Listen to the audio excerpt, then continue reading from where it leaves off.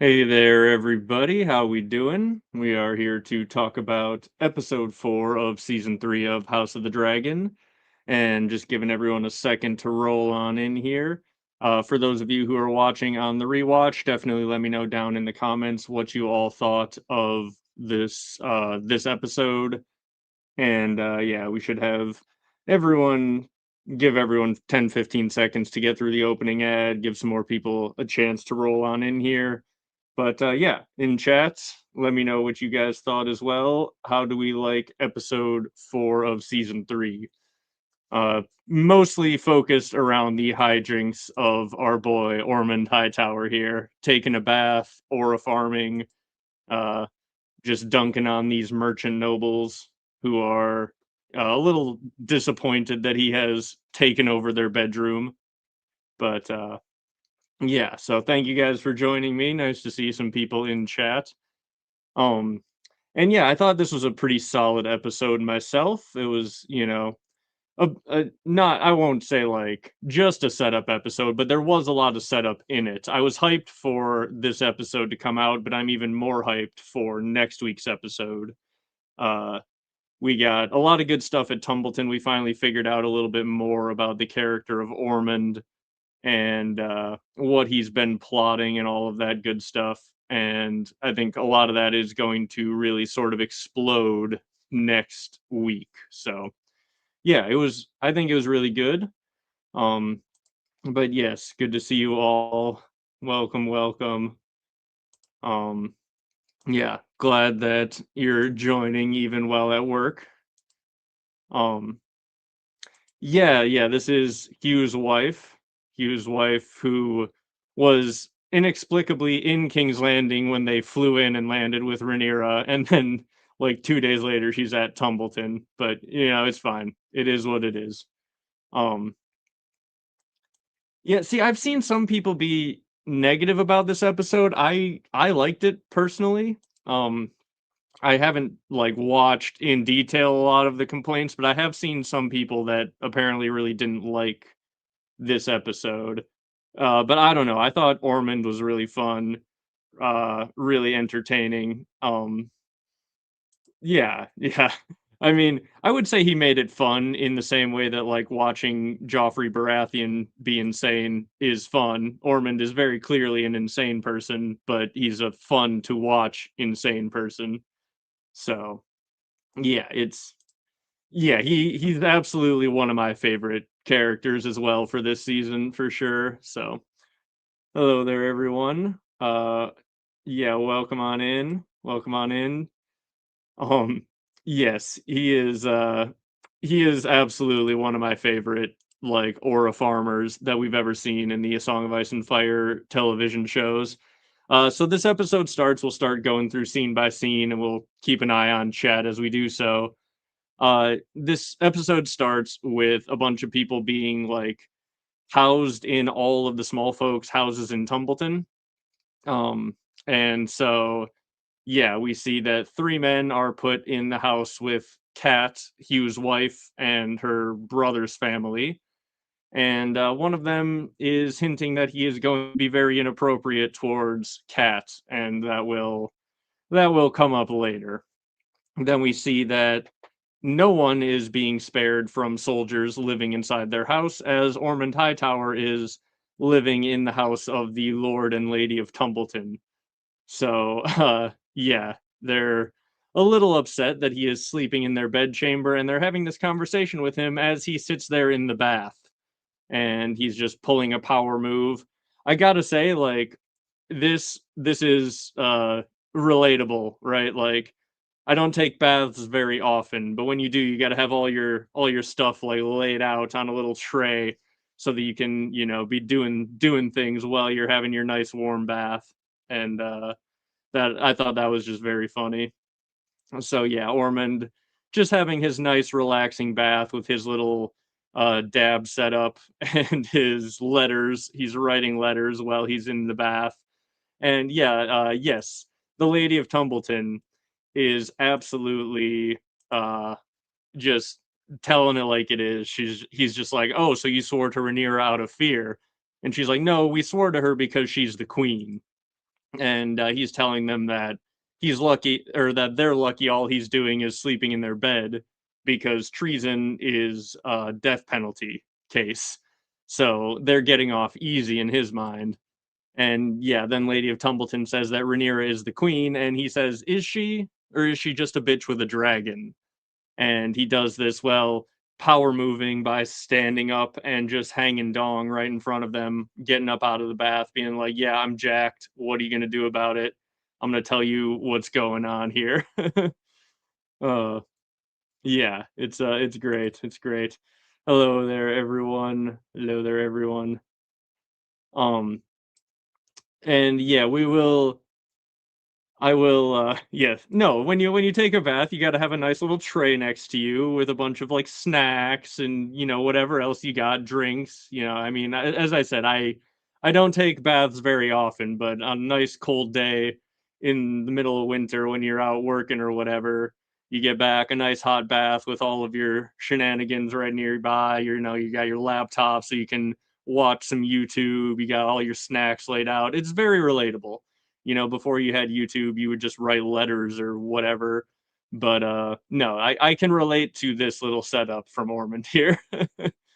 um, so yeah. Uh, yes, it's very funny. And then yeah, he, as I said, he power moves them by telling them that no, you supported the wrong queen. Also, here's my dong. What are you gonna do about it? And then once they leave, he tells Darren that when dealing with people below you, you must be fair but firm. So we're starting to get our first looks at the actual dynamic here, in between, or the dynamic between, I should say, Ormond and Darren. And then we get a letter, or they get a letter from Boros Baratheon, who is making excuses as to why he's not sending soldiers to join them, and he's mad. Ormond is upset about this, and he says to send another letter, this time one he can understand, with drawings rather than letters, because if we remember, Ormond can't read. He's the guy who is illiterate, and has to have his maester read everything for him. So Ormond wants to draw him a nice picture to entice him to send troops to join them. So yeah. And this is an interesting question. Is Darren actually a redhead, or is his hair still dyed? I got to imagine his hair is dyed, but I don't know. I mean, it would make sense, I guess, in both directions. Like, it would make sense that he could, in theory, have the same hair color as his mother, but if he did, then it'd be very weird that they dyed the fake Darren's hair Targaryen silver, right? Like, that's a very risky thing to do if Darren's natural hair color is not Targaryen silver, because like, even though Daemon and Rhaenyra have never met Darren, all it would take is for them to know that he has Alicent's hair color naturally, and then the ruse would have been up, and the three dragons would have like burned Ormond right there. So his ploy, I think, makes the most sense if you assume that he has dyed Darren's hair currently. Like, Darren probably has Targaryen hair. And here we see Darren.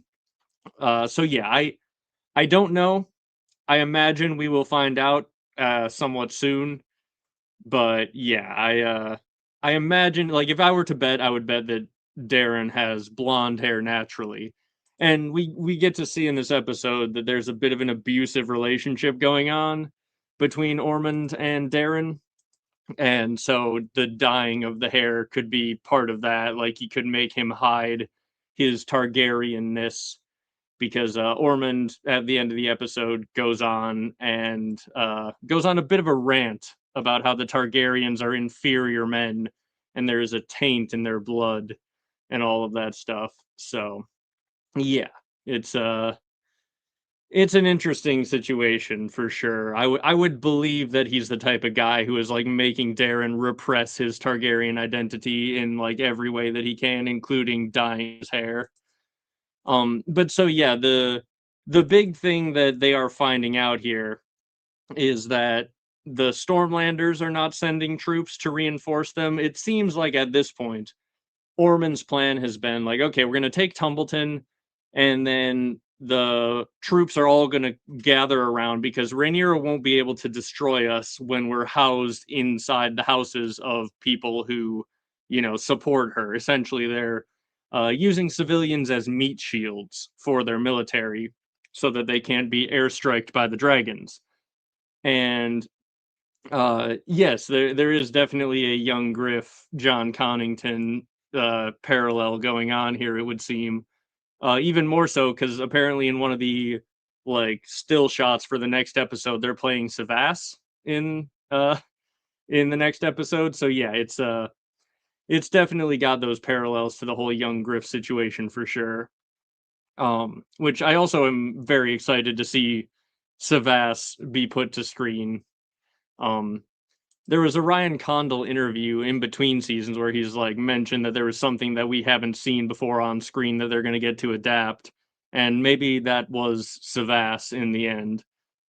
Because yeah, it does seem like that is a thing that they're going to be playing next episode.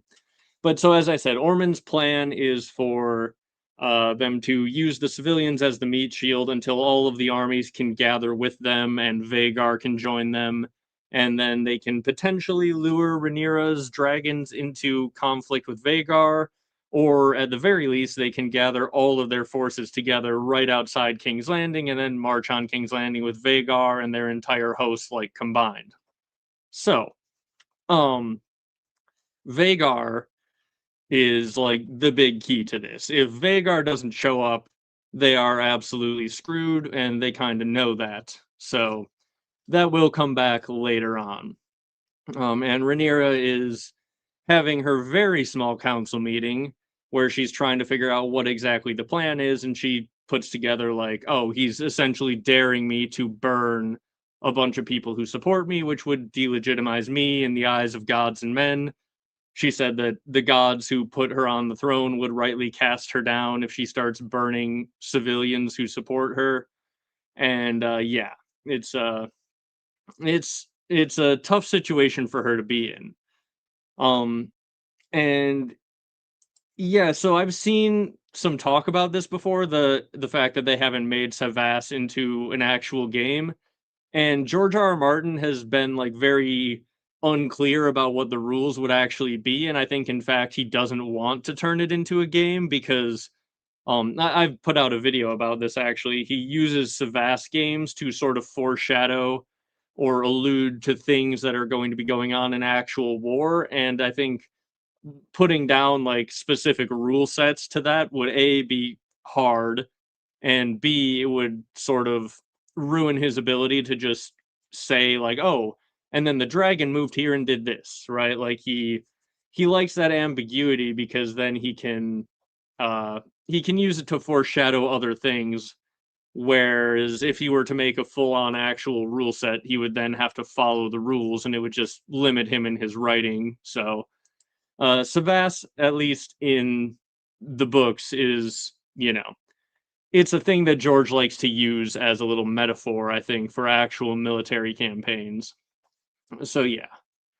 Um and yeah, where is Aemond? That's a really interesting question. We'll get into that a little bit more, I'm sure, when we get to the whole Harrenhal scene, but I like it's very weird. Like Aemond could be hidden somewhere in Harrenhal by Alice.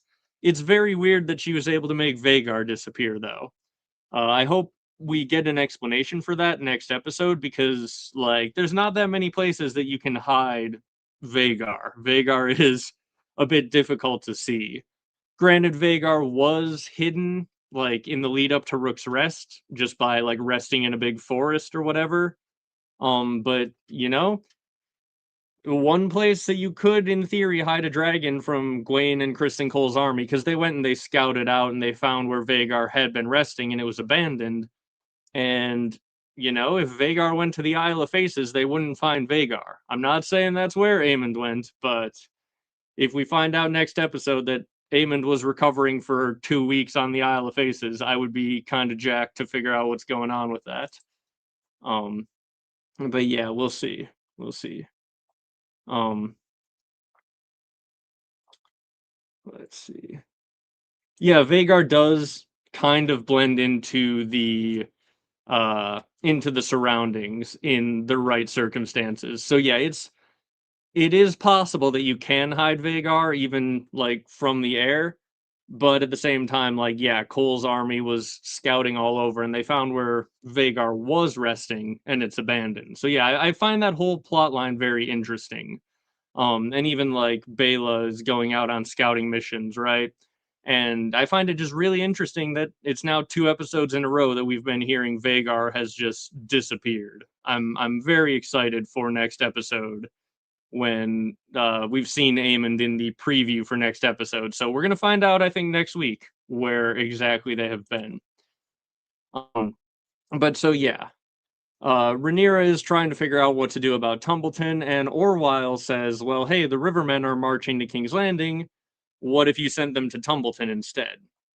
And they decide that that would be more merciful than just raining fire down with a dragon, which probably true. But also like house to house combat with swords is not exactly merciful. Like that's a pretty bloody situation in either case. There's no easy way to take a city where like the entire enemy force is split up like 2 and 3 to a house all across the city. That's a rough situation to have to deal with in any case for Rhaenyra here.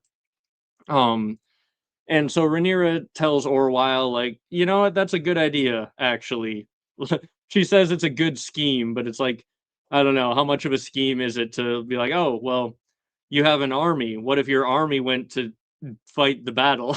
Like, it's not that much of a scheme, in my opinion, but it is enough of a scheme where she's just like, okay, well, good idea, Orwyle. And you know what? As long as you remain useful, you can be a part of my small council and be the Grand Maester. And then he grabs his council ball and he's ready to sit down. And she tells him no. She says those are relics of a dead regime. Uh, so I imagine this is their way of explaining, like, oh, this is why there was no small council balls in Game of Thrones or in like the main series of A Song of Ice and Fire. It seems like they must have ended with Rhaenyra, but I just love his look of like, oh, okay. He puts the ball back. It's like when your mom tells you, hey, you can't play with that right now. He's like, okay, fine. And he puts it back. Um, but yeah, it's it's a funny little scene, and as I said, I think that explains where the council balls went between this time and the main series.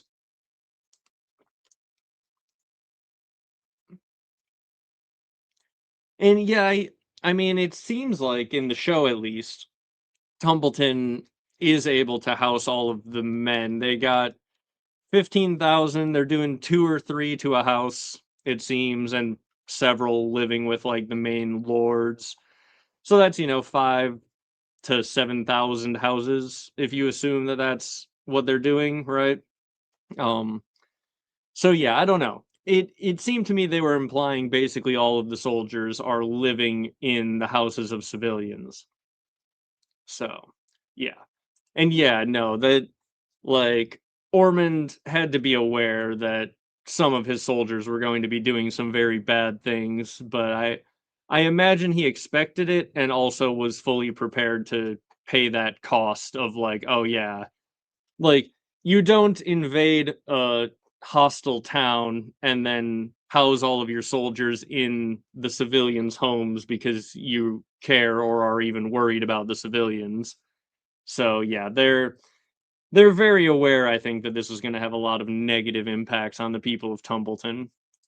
Um, but yeah, so Rhaenyra points out, she asks where Corlys is, and then she points out that this council is very thin, which, yes, it is. It is the very small council. There's only 3 members there at the moment. Corlys is busy uh, being angry at Rhaenyra, and Daemon is off in the Vale. They don't have a Master of Coin yet. But Missaria suggests that they should name a Master of Coin because they have no money, and when the people realize they have no money, then they can blame the Master of Coin. So yeah, I think that is a decent scheme. Um, so then uh Rhaenyra suggests Torrin Manderley, who we will see later on, does indeed become the Master of Coin. And then Rhaenyra goes and tries to figure out what Alicent knows about Ormond Hightower, because he has made himself now the big villain for Rhaenyra. And so uh Rhaenyra is trying to learn everything that she can. She says that her focus will be on Ormond Hightower. Um, I thought Tumbleton looked pretty good. I don't know if anyone else in the chat has opinions necessarily, but yeah, like it looked like a period appropriate town to me. I, I I thought it looked solid. I didn't have any complaints about the Tumbleton architecture or the set. And yet, I assumed that Torrin Manderley was set up to be the master of coin who they blame for being broke. They drew a lot of attention to him when he like called out Rhaenyra. He's just like, "Oh yeah, this is such a good idea that I bet the small folk will even forget it was your blockade in the first place that was starving them." And yeah, yeah. I mean, she says that like Torrin Manderley stood out to her or something like that. She's just like, if he's appropriate to name to the council, make him master of coin. Um, and yeah, it's it looks like that is exactly what they were setting up. But yes, people in chat are saying Tumbleton looked sick, uh, looked like an Essos town. I can see that, I guess. But let's see. Yeah, no, like the forced quartering of soldiers in your house is like a horrible, horrible thing to have to deal with.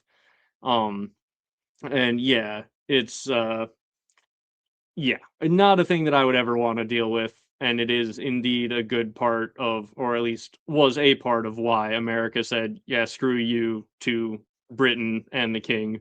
Because, yeah, I mean, some doofus with a crown tries to put a bunch of soldiers in your house, that's when you start rebelling. I mean, that's what you do. It's the only sensible option. Uh, so yeah, this is something I'm sure we'll talk about, but in chat, let me know if you guys have a different opinion. But I think the father of Helena's child is Aegon. Um, it seems to me that the timeline, like the only thing about it that doesn't work is how dang fast Aegon healed from his burns. But we're just gonna have to assume that Orwyle is incredibly good with medicine, because I think we haven't been given any reason to suspect that anyone else is the father of Helena's child. Um, I mean, after Blood and Cheese early in season 2, they needed a new heir, so maybe they were trying to make a new heir at that point. And then, yeah, the timeline is tight. Yeah, you're saying Aegon was laid up for months. He was, and we know that his wiener has exploded like a sausage on a spit. So he was not able to do the deed post Rook's Rest, but I imagine she got pregnant before Rook's Rest, and it's only been several months since then, and she's just now starting to show. Um, so yeah, it's gotta be in my opinion, yeah.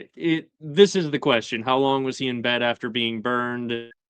I imagine it was like a few months, which is very quick to heal from the type of injuries that he had. But at the same time, he's also not fully healed either. He's still in tremendous amounts of pain, as we saw when he was escaping with Laris. And his recovery had to be sped up because otherwise Aemond was going to kill him, and they were going to lose when Rhaenyra took the city.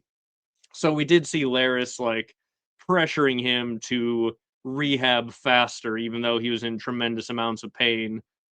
And so yeah, I imagine it's a situation where Aegon is the father, and if not, we're gonna have to learn about that relatively quickly. But I imagine they just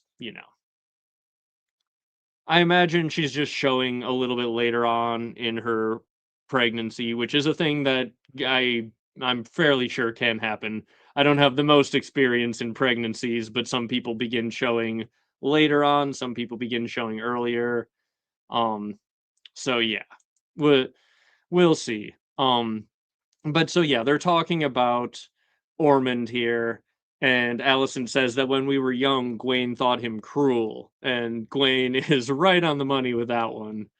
Um, so yeah, it's it's funny that like this is the little foreshadowing of Allison's like, well, Gwaine thought him cruel, but he thought that about a lot of people. And we find out no, he pretty much got it exactly right. Um, and then it's interesting because our first little hint, I think, that Helena was pregnant is Allison says Darren was only a babe when he took him to ward. And then right next to that, like right after that, is when Helena starts speaking, and we find out that Helena is hanging out over in the Godswood with Jaehaera.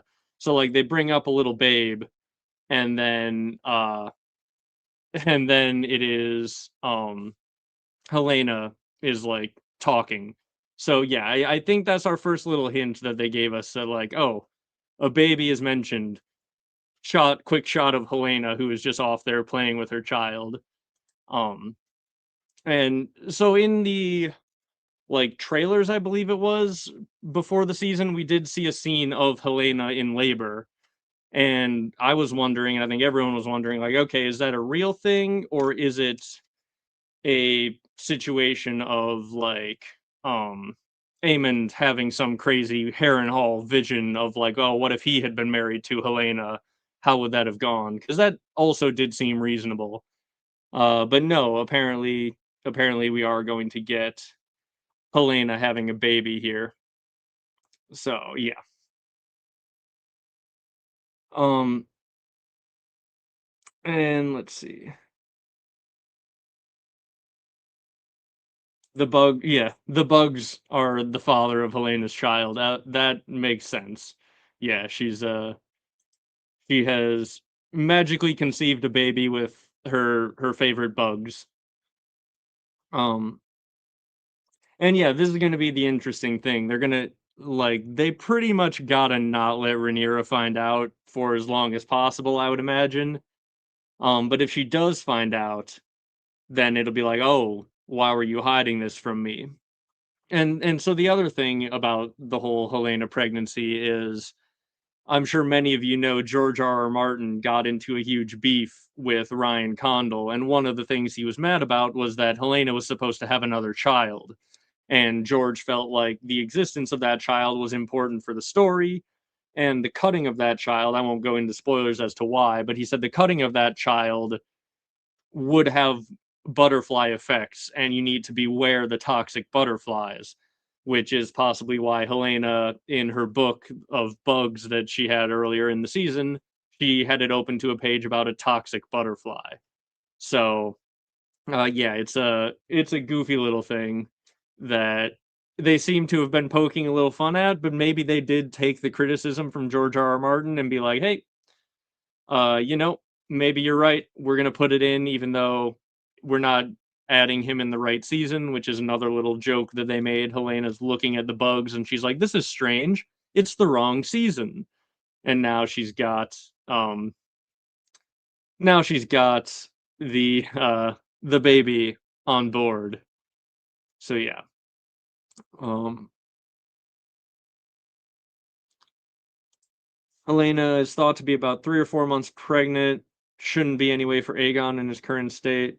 Yeah, that's the thing. The timeline is a bit iffy. I imagine it is going to be the case that Helena got pregnant just before Rook's Rest. Like if I had to bet, I'd bet money on that personally.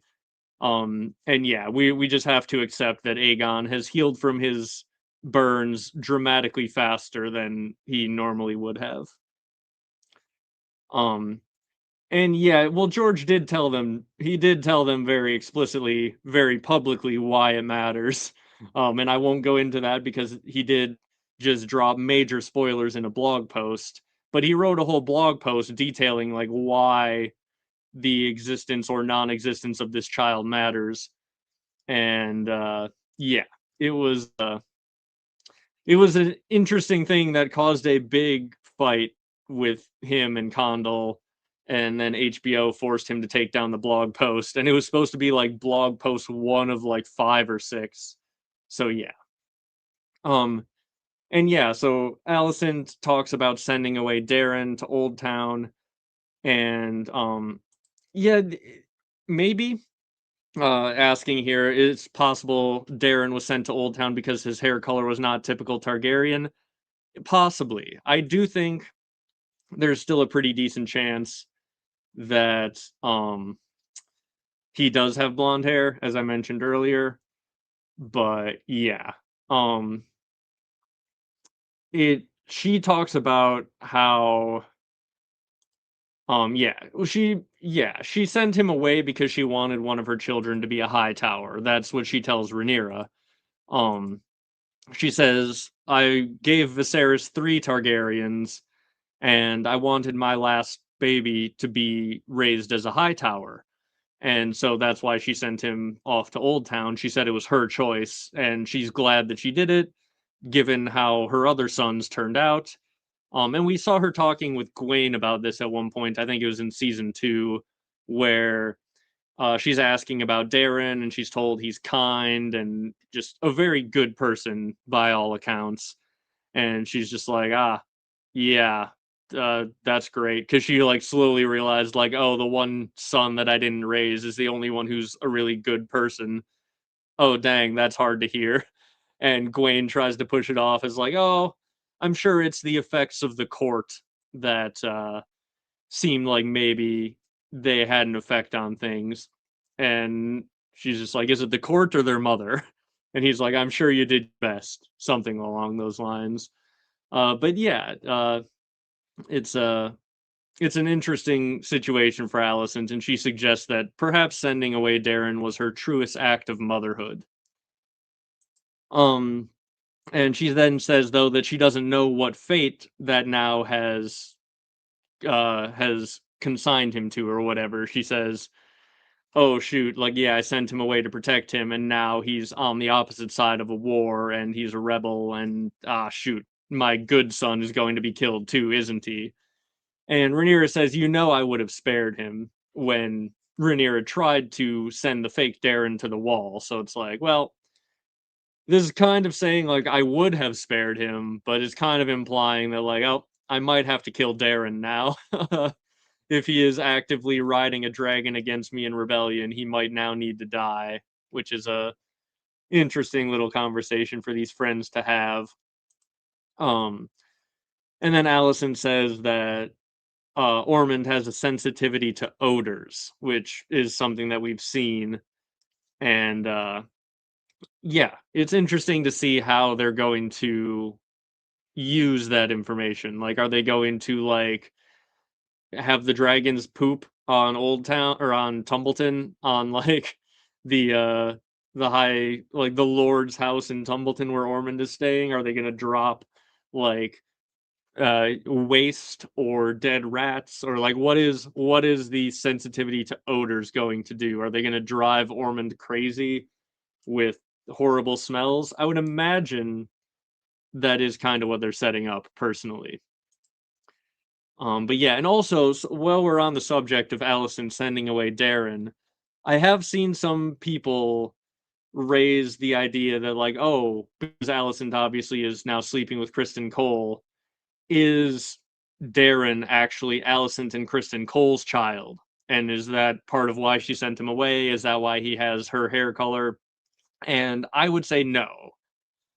Because if he was not a Targaryen, then he probably wouldn't have been able to bond with his dragon, or at least not easily. Um, there are some hints in the books that non-Targaryens may be able to tame dragons in a different way than typical Targaryen taming of dragons. But I would imagine, just based on the fact that Darren has a dragon that seems to be bonded to him in the normal Targaryen fashion, that yeah, he is probably actually Alicent and Viserys's child. Um I don't think that Alicent was cheating with Kristen Cole until after Viserys died, personally. Maybe she was. I guess it's a tight timeline there, right? Like there's not that much time from after Viserys dies to when we see Alicent going to town with Sir Criston. So maybe it started before he died, but I don't think Darren is Kristen Cole's kid personally.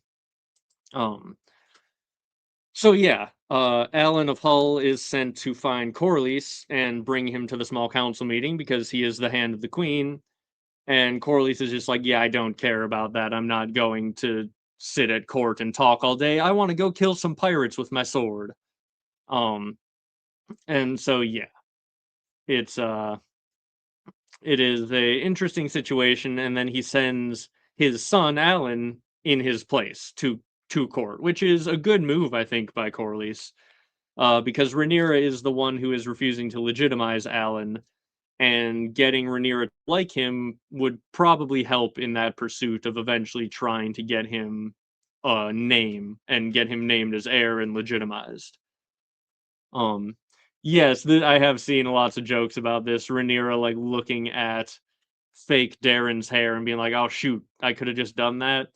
But at the same time, like we did see in season one when her children were being born, Alicent wanted to see them right away. And so Alicent and a bunch of people in court would have known that the kids had dark hair. So it she could have for public appearances bleached their hair, but I don't think it would have really changed much. Um so yeah. And yes, with the show sort of excluding the idea that showed us that maybe you don't need to be Targaryen to tame a dragon, which was Nettles, who Rhaena is taking the role of. Yeah, it does follow to me that Darren has to have Targaryen blood. Um, so yeah. All right. So then we see Aegon going and finding Sunfire, and Sunfire is still laying in basically the exact same place they left him. I didn't go back and check if it's the exact same pose that we last saw Sunfire in. I think it was close, but he may have moved a little bit since then. But either way, Aegon sees the body of Sunfire, and it's been months at this point, and Sunfire has not moved, so that's very interesting.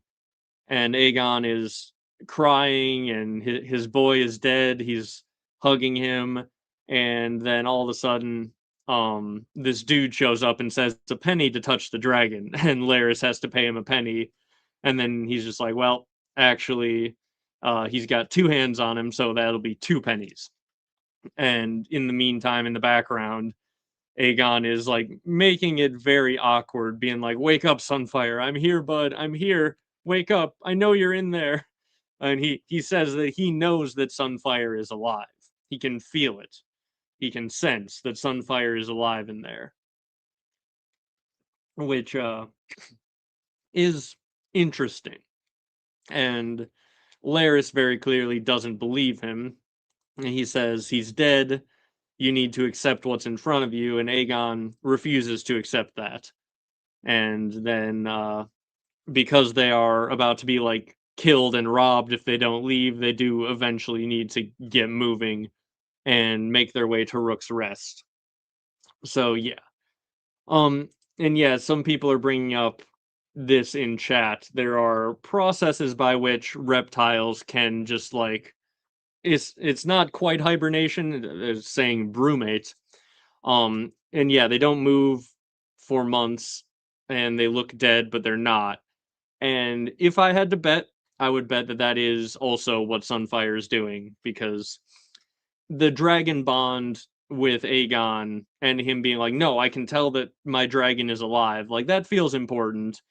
And also, we see Melee's body a little later on, and it is very much worse off. Like, it is decomposing in a lot worse of a way than what Sunfire is doing here. Like, Sunfire has some wounds, but the body is not, like, rotting away. And I made sure to get at least a few slides in here where we get a good look at Sunfire's body.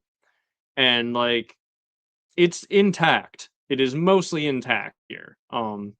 Like, some scratches on it and things like that that you can sort of see there, but there's not like any holes like rotting away. Which a little later on, when we see Melee's body, you can see like from one angle up top that there is absolutely a bunch rotting away. So yeah, yeah. And so yeah, we got Jordan in chat has a bearded dragon, and it was in brumation for 3.5 months, and they were certain she was gone, and then she woke up and was back to normal again. And yeah, I tend to believe that Sunfire is like in an extended reptilian hibernation of sorts and recovering from the horrible wounds personally. Um I think that's what they're setting us up for. Like I said, the dragon bond um is a very like it's a very strong connection. So the fact that Aegon is like, I know that Sunfire's alive, I can tell.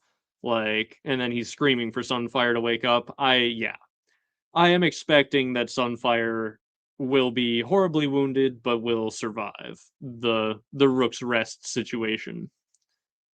And yeah, I also do wonder. So this is a like this is just a tinfoily a tinfoily prediction on my part, but it would be very cool. So I don't have the slide of it in here, but Aegon walks away holding a scale of Sunfires, and he like tucks it away into his hood or whatever.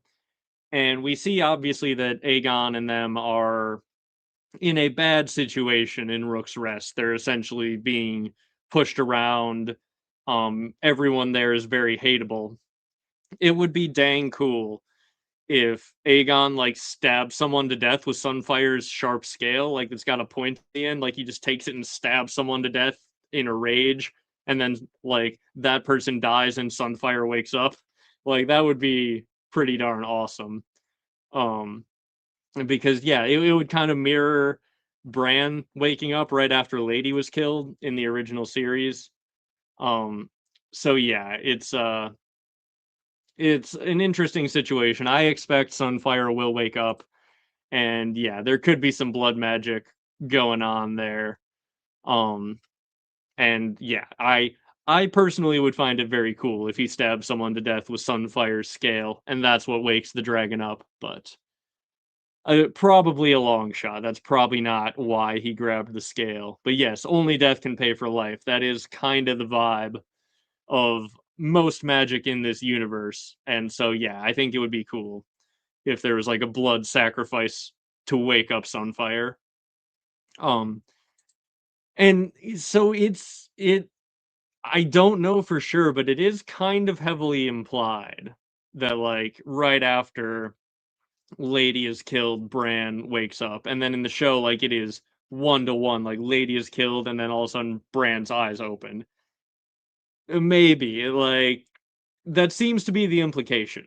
I don't know exactly how that works, but it does seem like it might be a thing. Um, and yes, magic is a sword with no hilt is a interesting situation. Like you don't really know how it's gonna work. You can just hope for the best, basically. It'll hurt you as much as it'll help you.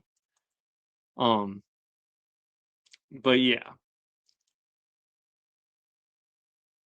Yeah, I don't know. We didn't see him take the scale actually, but like I would imagine there was like near one of those wounds there was probably like a loose scale or something that he probably grabbed. So yeah. Um it you know, it would be yeah.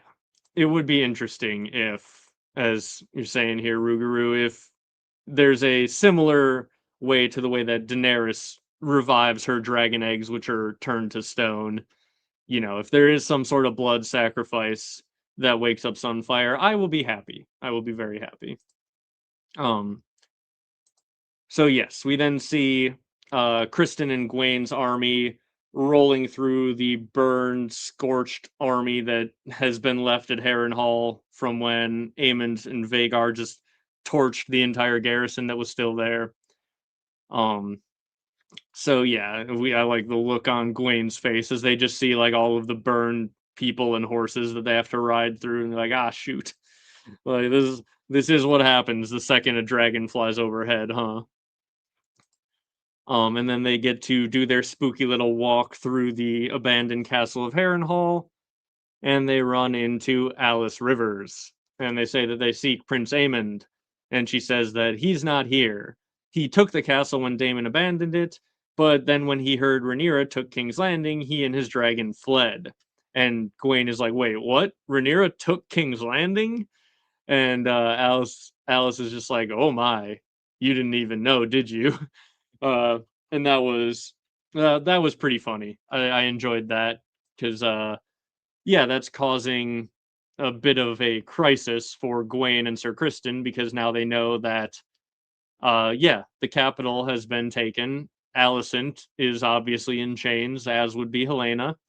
Uh, Alicent's lover and her brother here having to deal with that, and also their biggest dragon is now fled. He's just gone. They don't know where he is. And this is when they're getting news from their scouting party. They're like, "Yeah, we looked, we found where Vhagar was resting, and it's not looking good. He may have indeed fled." And I like the little joke from Gwaine here. He's like, "Aegon is dead. Both our queens are in chains. King's Landing is fallen. We got him right where we want him." uh, that's uh, that's a funny little line from Gwaine. And then he wants to essentially just abandon the mission. And he says, "Look, Sir Criston, the game is played and it is lost. What point is there in continuing to pursue it?" And Kristen Cole says, "Oh, you noble ilk conceive this all a great game, don't you? One to be played and won or lost, and then you go home to your feather beds. But for the rest of us, there are no feather beds to go home to." He explains that like everything that his family had was at the pleasure of a Lord Dondarrion, and as soon as they fell out of favor with him, they lost everything. And so I really like this speech from Kristen Cole because he says that there is no home for him to go back to. There's no feather bed. Like, he cannot just lose this war and go back and go about his life as though everything is normal. There's no home for one like him, especially when Rhaenyra sits the throne. Basically, like, for you high lords, you can lose a war and just go back home and everything will be fine. For the people that you march off to war, it's not all going to be fine. People are going to lose their lives. There's being on the wrong side of a war when you are not at the very highest levels of nobility is a life or death thing. Um, and he suggests that what they should do, because the other armies are larger than theirs, is to strike at them the way a scorpion does the ox, basically just to sting them and run away. And he says they'll become wraiths with fear as their standard. And so we're likely going to be seeing some guerrilla warfare from Sir Criston and Gwaine Hightower coming up here. So yeah.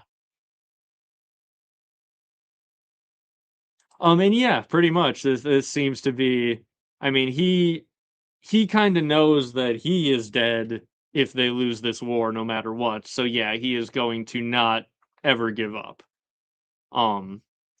So yeah, yeah. Um. Let's see. And yeah, Sir Crispin has absolutely snapped. He snapped a long time ago, but I love his like post mental break character arc. It's been phenomenal. Um, and yeah, they are kind of the Knights of the Round Table here, here in Harrenhal. And yeah, Cole is absolutely fooked if any of this, if they don't win, he is absolutely screwed.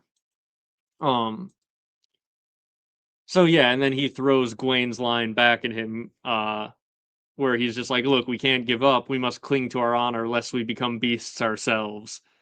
Which is it's good that he throws that back at Gwaine, but it's also kind of a interesting line where he's talking about honor and he's also talking about like doing guerrilla warfare against their enemies and using fear as their banner and all of that stuff.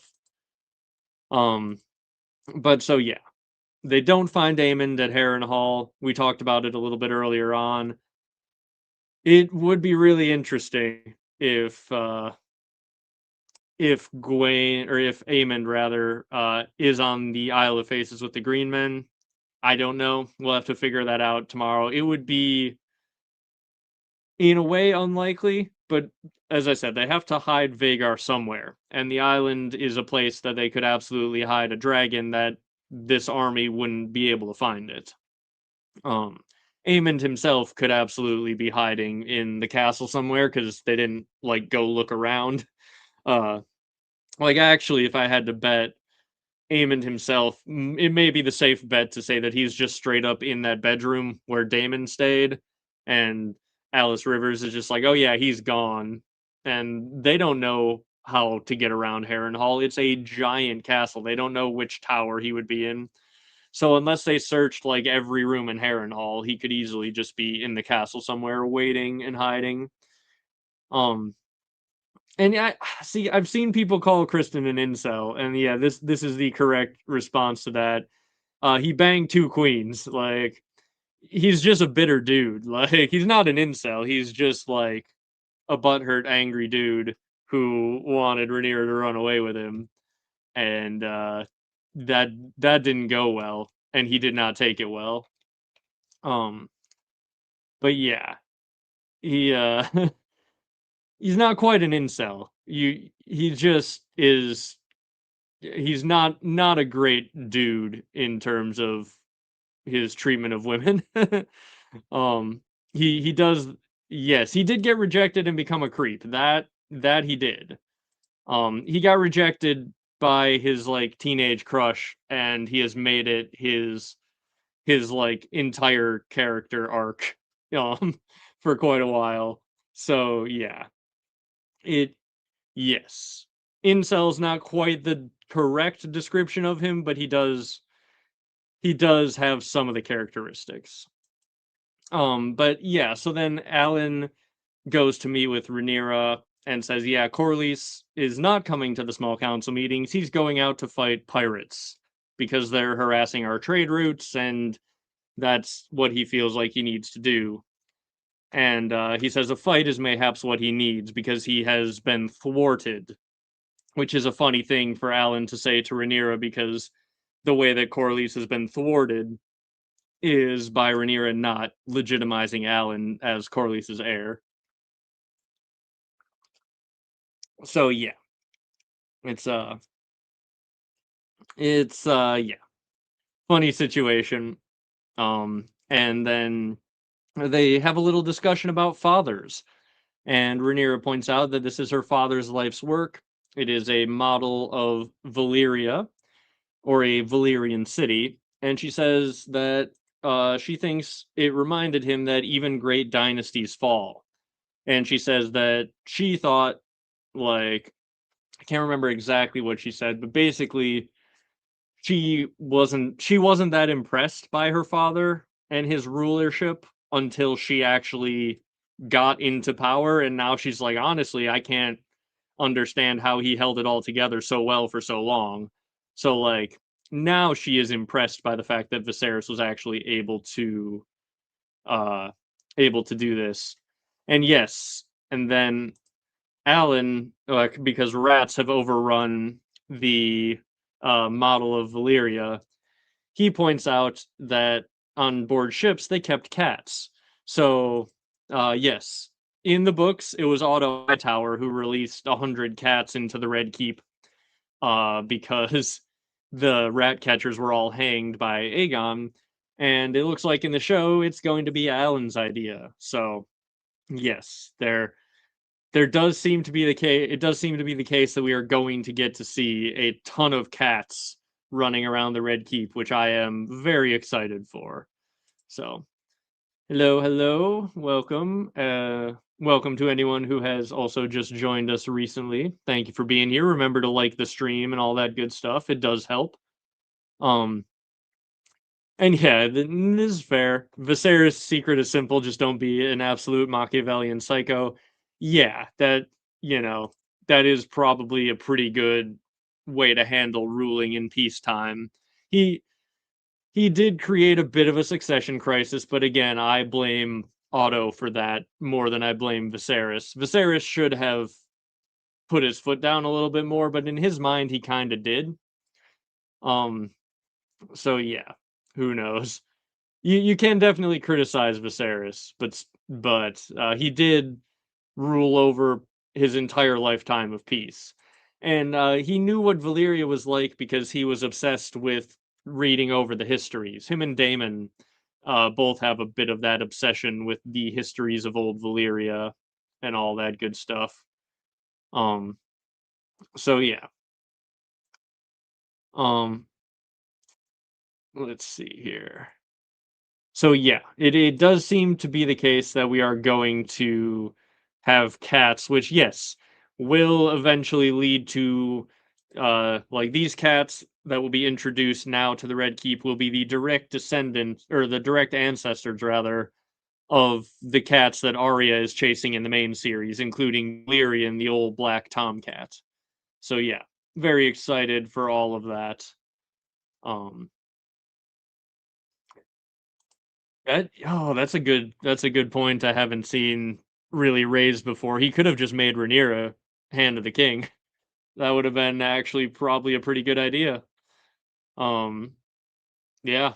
No, that would have been there are many things Viserys could have done to avoid this, but yeah, it's that's a good one. If he had named her Hand of the King before he was like fully blitzed on Milk of the Poppy 24/7, then yeah, it would have probably helped.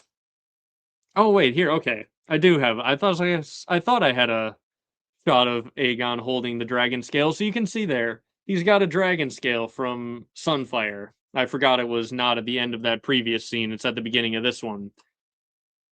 I don't know, man. That scale looks right for stabbing. That's a stabbing scale if ever I've seen one. Look at how sharp that thing is. It's big, it's sharp. He already foreshadowed by him stabbing a guy with the end of an arrow that he broke off out of someone. So yeah, he could, I think, stab someone to death with that scale, and that would be a lot of fun. But in any case, he's got a scale from Sunfire. Um, hello, hello, and yes, the rat problem turns into a cat problem. I agree. It's a cat solution. You can't have too many cats. I say this as someone who takes care of a little colony of stray cats out in a barn nearby. There's a lot of them. We're working on getting all of the girl cats fixed, but you can't have too many cats around. Found homes for like double digit cats at this point, closing in on like 15 kittens over the years given away. Got like 10 of them fixed, got a couple more to get fixed that I have to catch. It's a it's pretty great to have just in a small army of cats that that surround you and wait for food and all that. So it's good. It's good. Um and yeah, Aegon does I mean, he's got experience now stabbing dudes to death with random items and things like that. So yeah. And yes, there are many cats that they will have babies way earlier than one would expect. We've never had them have babies that young, but yeah, like within a year, you got to have them fixed. So yeah, but no, I personally cannot wait to see the Red Keep being overrun by cats instead of rats. It's gonna be great. Um, and yeah, I don't know if this is the guy who's getting stabbed with the scale. His armor looks like it would probably prevent that, but I don't know. Taking this scale right to the neck like 8 times or so would probably finish this dude off, but, we'll see. That is my, that's my, like, tinfoil-y prediction that probably won't happen, but if it does, I just wanna say I called it. So yeah, this dude, uh, Janos is, uh and yeah, no, the like, cats will absolutely get rid of the mice. I was gonna make the joke. I didn't include the slide here, but I was gonna include a slide of Lionel, the cat who I posted some pictures of the other day, saying he's officially auditioning for season 4 of House of the Dragon, and his resume would like to let you know that he did bring a mouse to the door a couple weeks ago. So he He's capable. He can do it. Put him in the show, guys. But yeah, so Aegon here is being told that he has to clean the latrines. They have to pay Lord Janos for the ability to even stay in Rook's Rest, and he's calling himself a lord. He's basically just the thug in charge of this like hobbled together garrison or whoever has took over. Um and then uh he's just like he asks them, takes all their coin and then he asks them how they can work for their keep. And Laris says that he can read a little and then he knows some bit about herbs. And he's like, okay, you could be useful. And then he tells Aegon that he's going to have to separate the poop from the pee in the latrines and bring it to the farmers and not to get it mixed up, because if you get it mixed up, the farmers won't pay for it.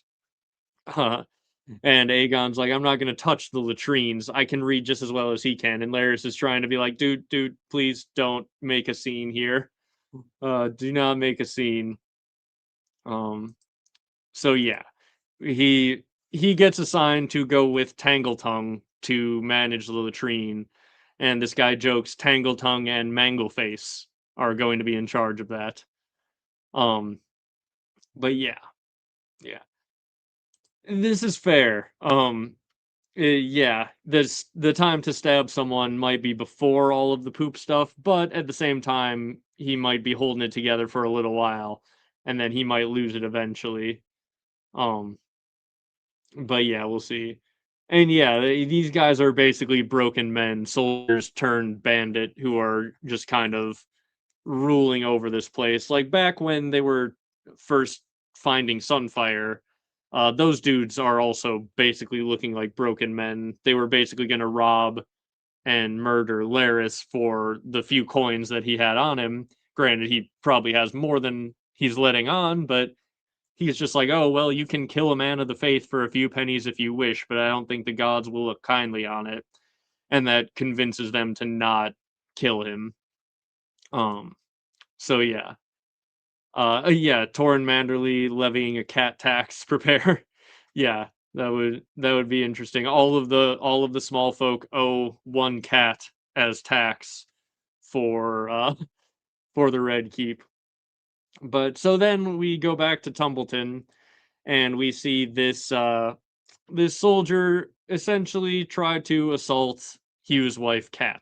Speaking of cats, this is a different type of cat, and yeah, he does that, and then the wife, like Hugh Cat's brother's wife, tries to step in and he breaks her arm. So then Cat's brother spins him around and punches him in the face. And then he gets held back by these dudes, and this dude looks very entertained. Like, I do like how one of these two soldiers is seeing his fellow soldier punched in the face, and he's just like smiling as though this is all very funny. Um, but yeah, it is in the end not actually funny because, you know, it is sexual assault, actual assault, and then we know, unfortunately, at the end of the episode, this dude is going to get stabbed for this whole thing. But yeah, this dude, at least the one dude who's holding him back, looks like he's enjoying this, like it's some sort of game to him. Um, so yeah, then we see Rhaenyra looking at a map, and Hugh comes in and he's about to ask about Tumbleton, and Rhaenyra, being a terrible politician again, is just like annoyed with him. She's like, "Listen, man, when I find a house, you will be called. You will be called. Like, I will let you know." And he's just like, no, actually, I'm not here to ask about that. I'm here to ask about Tumbleton, where you know my wife is, and it's now been taken over by our enemies." And so, like, Rhaenyra shouldn't respond this way when he first walks into the room. That is just a terrible way to respond. And then she knows that his wife said Tumbleton because he asks about Tumbleton. She's like, well, your wife is there, isn't she?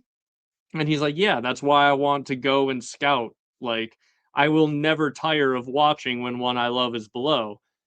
And it is kind of smart, maybe, that Rhaenyra didn't want to send him, because she doesn't want the entire city to be burned. She doesn't want one of her dragon seeds um, to go ham to try and rescue his wife and end up burning a good chunk of Tumbleton. So, I don't know. Like, it on one level, it does make sense that she would want to send Ulf instead of Hugh to do this, but Ulf asks, like, "Hey, let me go," and she's like, "Okay, you guys can take turns, like, we'll split the watch over Tumbleton." So, yeah. And yeah, she was being just super dismissive of him, uh, for no real reason. It's not great. Not great. Um, let's see. Yes, there was a scene on the way to Rook's Rest where Aegon like has a sort of horrified look, as a literal child is like digging through the remains of the battle, scavenging, sort of like we saw in Dunk and Egg, where they were scavenging after a battle, and Aegon sees this little child like digging through a burned horse corpse and like looking for valuables in what's left of the rider of the horse, and it's yeah, it's a bit of a wake up call perhaps as to what this whole civil war has really done to people. And yeah, this is a question that I have as well. Like, it is they shouldn't have had Cat be in King's Landing when Hugh got there. Like, it kind of ruins the timeline to me. Um, but yeah, it's a weird, a minor complaint, a minor nit to pick, if you will. But yeah, like, she saw the dragons arrive in King's Landing. She should have waited like a day to find out either her husband is dead or he claimed a dragon. Like, there's only really two ways that that could go. And my headcanon is just that she's just like, oh, shoot. Like, they came, someone has claimed those dragons. I haven't heard anything from Hugh. I have to assume he's dead. And she didn't want to, like, wait and find out necessarily. But yeah, it's, it's interesting. It's an interesting situation. But yeah, Hugh wants to go and scout Tumbleton, which we will see him doing later on in the episode. So Rhaenyra gives him that as like she grants that wish. He says he wants to be able to do it, and she says, "Okay, you can do it half the time." Um, so yeah. Then we see Ulf is going out about the city. He's heading to a tavern, and it's funny that like he has been raised up and all this stuff, but he still can't read. So he has to. The guy in the fancy hat has to read what the graffiti says to him. It says "Queen of Bastards," and they actually put the three colors of House Strong. This is the House Strong sigil, more or less, in paint as well, right next to it. So they are going hard at Rhaenyra for the fact that her children are house strong bastards. Um, and then Ulf the Dragon Lord is welcomed back as a hero at the pub, and yeah, the graffiti is for like the 5% of the residents that can read. And yes, this is absolutely like Rhaenyra's whole vibe at this point. Is she is an out of touch monarch in a lot of ways. We'll see her doing that with Ulf as well in a moment here. Um, but yeah, so Ulf is welcomed back and celebrated at the bar, but instead of people buying him drinks now, he has to buy a round of drinks for everyone. Which he like it's funny because he's not paid that well. They don't have any money. He's got a big powerful dragon, but like he's not rich or anything now. He's got a little bit of coin, but not much. And so they are like, "Hey, you should buy a round of drinks." And he's like, "For everyone?" And you're like, "You hear that? Drinks for everyone." And he has to give like his whole coin purse over to the barkeep. So he's basically broke now. His friends are taking advantage of the fact that their buddy is now like powerful and they assume he's rich even though he's not. So yeah, his friends are absolutely taking a little bit of advantage of him at this point. And yes, thank you for the reminder. Like the stream, everybody. It does help. It does help. Um, and yeah, so Ulf the Dragon Lord buys a round of drinks for everyone, and then we'll see the fallout of his time at the pub in a little bit. But we are now back to Tumbleton, where Ormond Hightower is giving some judgment on his soldier here, who he says he has violated guest right, and his punishment is that he will be gelded and that he will have his arm broken as well because he broke the arm of a woman. So Darren watches on as Ormond dispenses justice, and he says to send the people home and send a maester to tend to their wounds. So he makes a big public show of dealing out justice and protecting these small folk of Tumbleton, which is an important thing for him to convey to the people. As he says to Darren, tensions are high, we have to keep a firm grip. And so, yeah, this is all part of him, you know, making it look like he is doing right by the people whose homes he has invaded and taken over. And yeah, it's a scene that will be colored very differently by what happens at the end of the episode. Um so then we get a very interesting conversation with Rhaenyra and Orwyle. We find out first of all that well, Rhaenyra, I think I can't remember if it's first or second. I think the first thing I think she asks is about trying to remember if this was before or after about how there has been no word from Ormond. Like she had sent for a while to gather all the correspondence between the Crown and Ormond Hightower ever since Viserys died, because she wants to know like how much of this was plotted with Otto. Maybe there's something in the letters that would, give us some idea of what the heck Ormond is trying to do here. And then Ormond apparently just never wrote back to his brother, who was the Hand of the King, which is interesting if Orwyle is telling the truth or not. Like, it does feel like Ormond might do that. Like, that feels like that could be in character for him to feel like he is above that, writing letters back to his brother.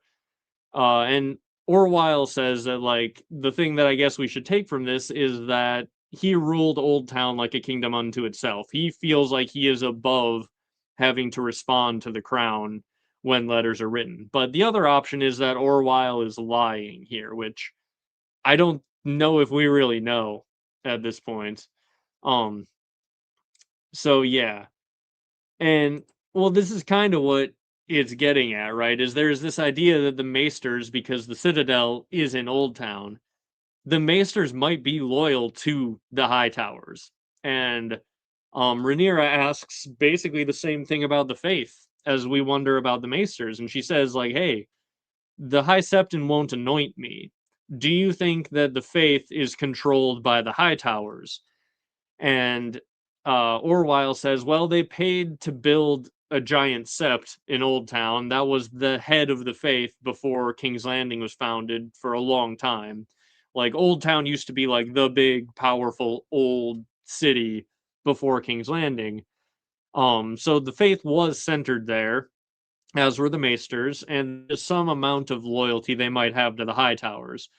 Um, and Orwyle says that the Seven are as intrinsic to the Hightower fabric as dragons are to House Targaryen, which is a really interesting thing that they're kind of bringing up.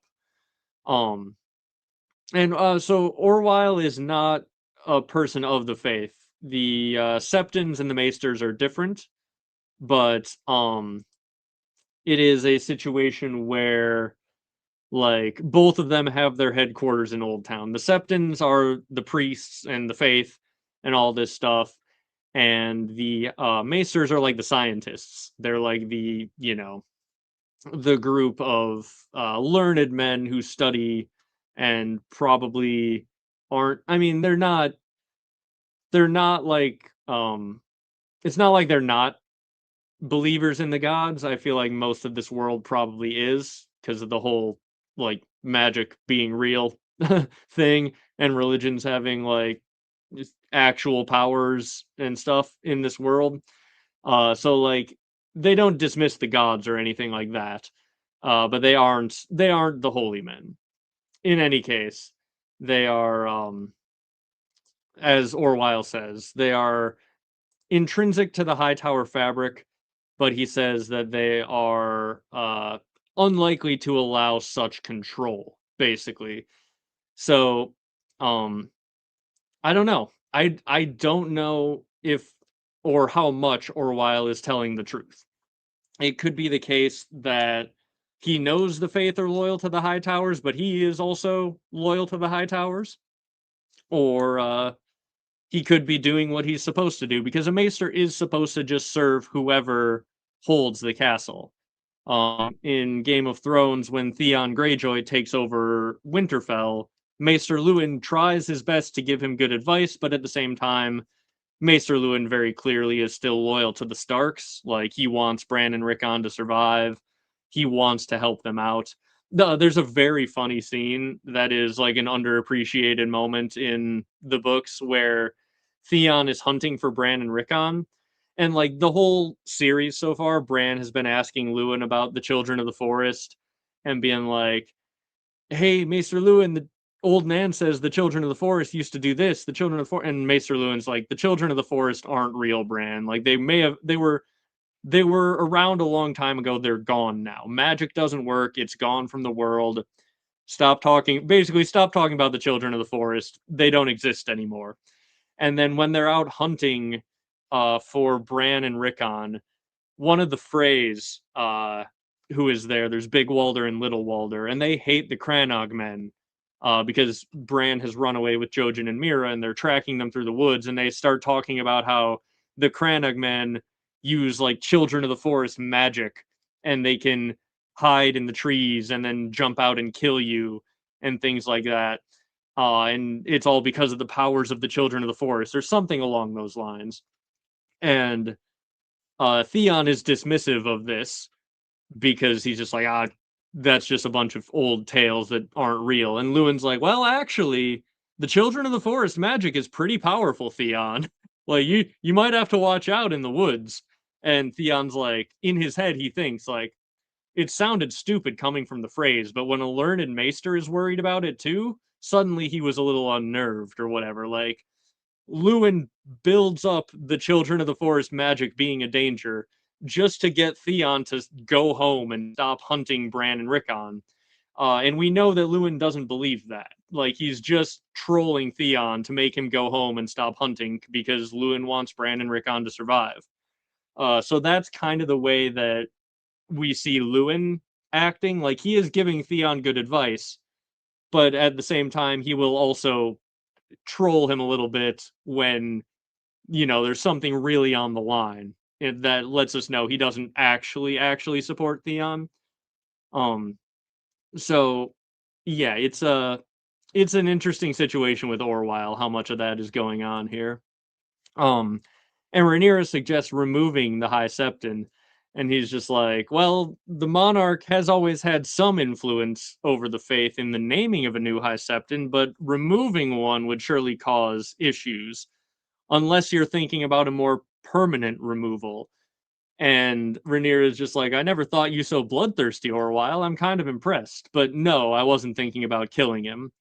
Um, and it's interesting because, like, wouldn't wouldn't killing him cause more of an issue than removing him, Orwell? Like, Orwell's like, yeah, it would cause an issue unless you're considering a permanent removal.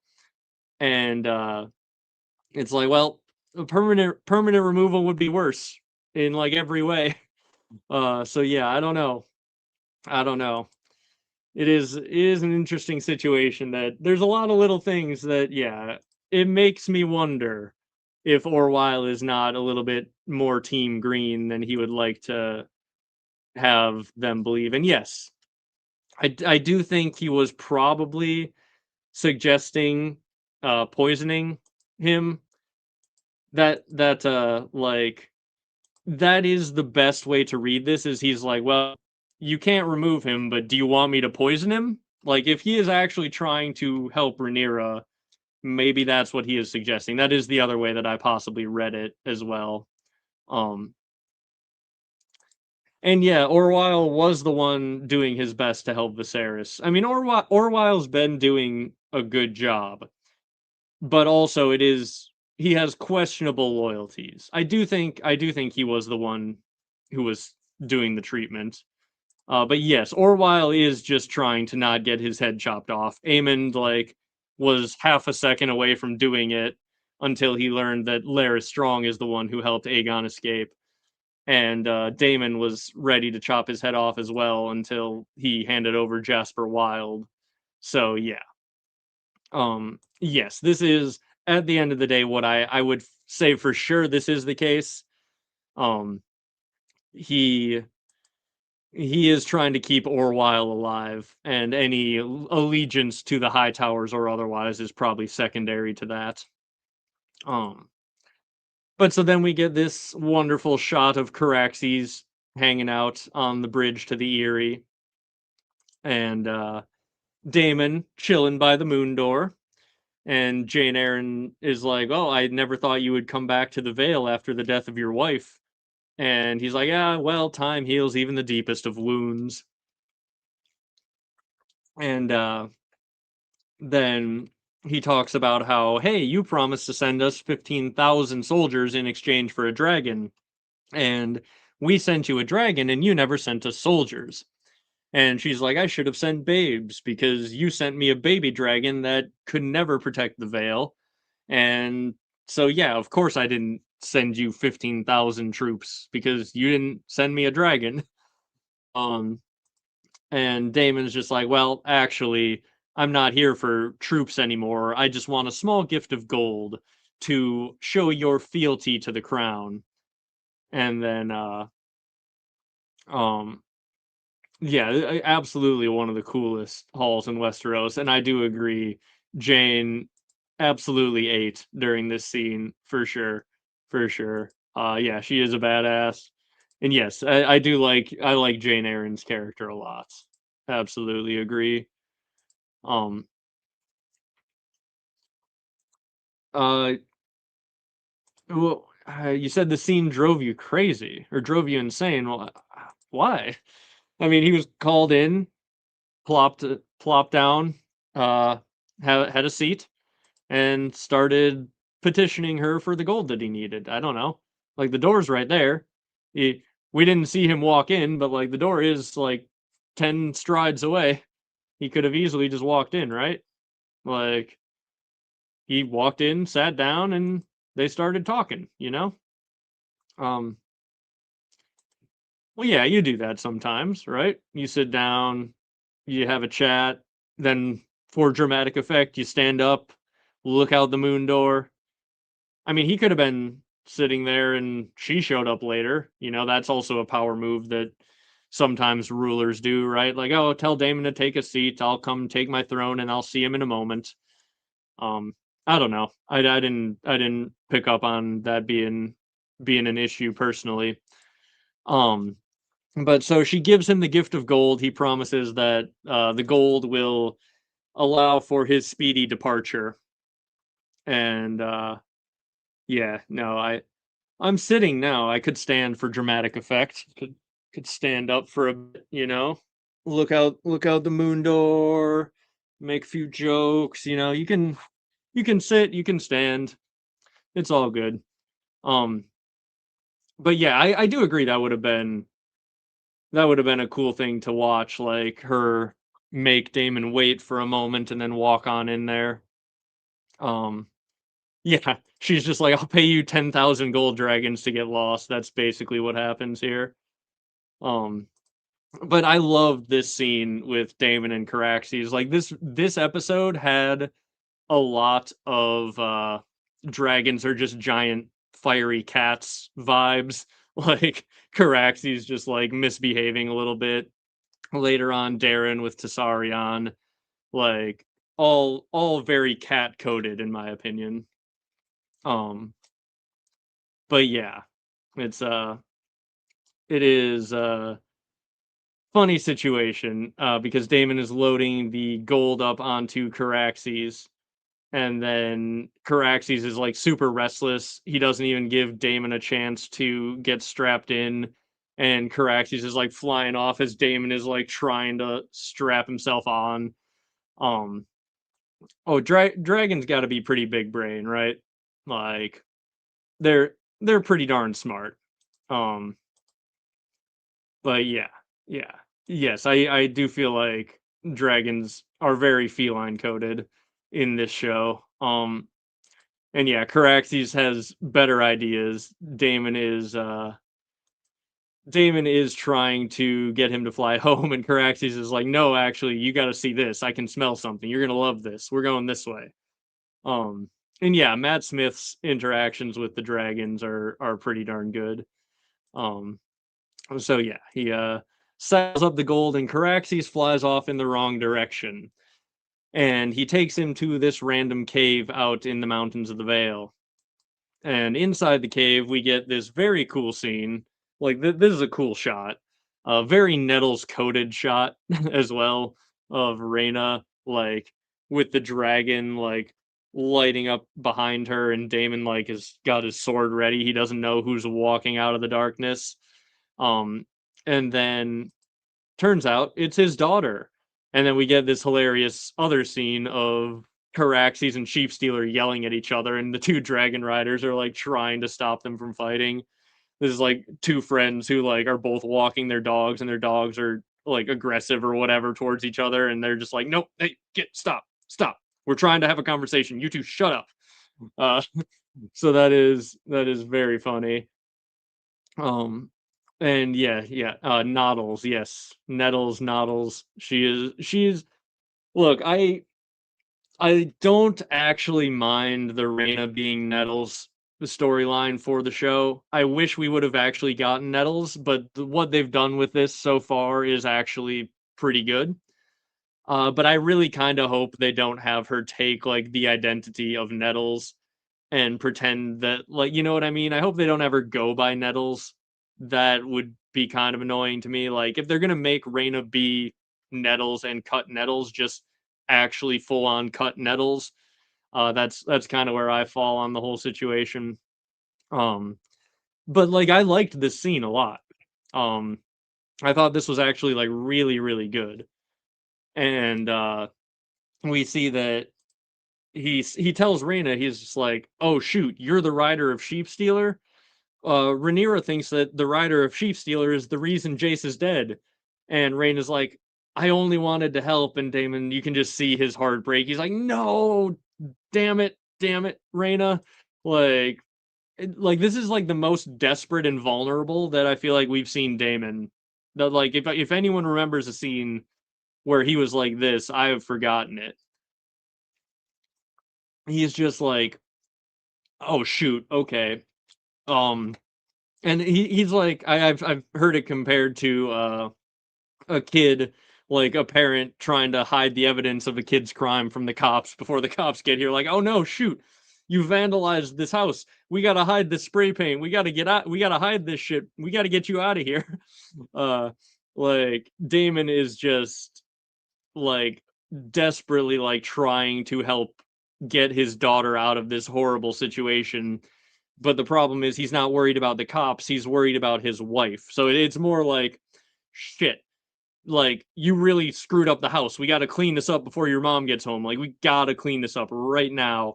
Your mom's going to be home in 2 hours. We can fix this. It's fine. We'll fix it. We're going to get you out of this. And it's just not going to work. He says, "We'll find a ship, leave the dragon behind. Like we can get you to Pentos where you're supposed to be." And Rain is just like, "No, I'm not doing that." And like I get it, because as I said, this is like the most desperate we've ever seen Daemon. But of all people, Daemon Targaryen should know that you don't just leave a dragon you're bonded with behind. Uh, and he says, "Leave the dragon behind," and she's like, "No, he's mine. He's a part of me." And like Daemon should understand that of all people. Um, but yeah.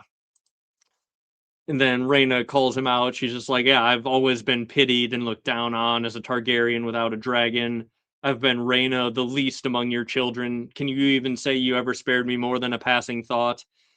And Damon is like, uh, all of this emotion is hitting Damon at once. He's just like, yeah, yeah, literally like, the house is a mess. Your mom's gonna divorce me if she sees this. We gotta fix this. And Raina's like, no, we're not fixing it. And Damon's like, look, we'll speak to her together. We'll tell her it was a mistake. And Raina's just like, no, I can't ever stand before her again after what I've done. Like, I'm not going back there. I'm gonna remain here in exile. And she goes back in with Sheep Stealer.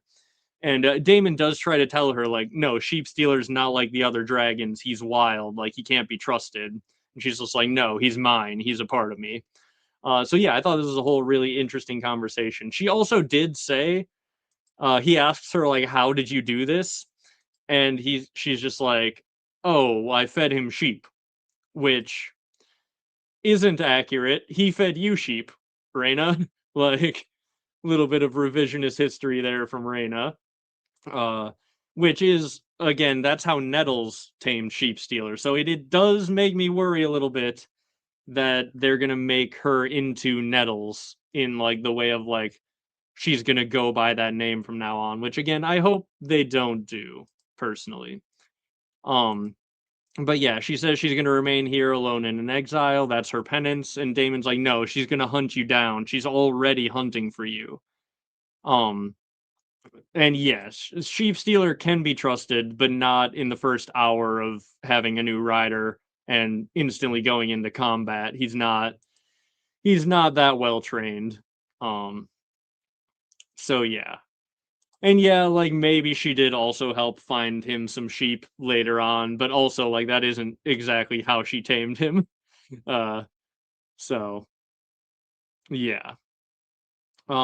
Is there a scene of her feeding sheep to Sheep Stealer?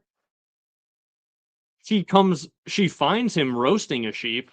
I didn't see that sheep as being tied up. Maybe I missed that. Um, but yeah, no, like Sheep Stealer seems to have like hunted down two sheep and then baby birded her and like roasted them both, and then he ate one and then she ate the other. So yeah.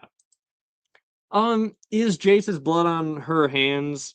Partially at least, right? Like so Jace was already in trouble with the whole triarchy having weapons that could sink his dragon.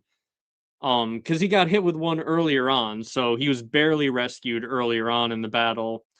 But then he like the way that you would blame her is to say like, okay, well, he would have remained out of range of those things for the rest of the battle, if not for the fact that Bela was being threatened by Sheep Stealer and he had to go rescue her. So it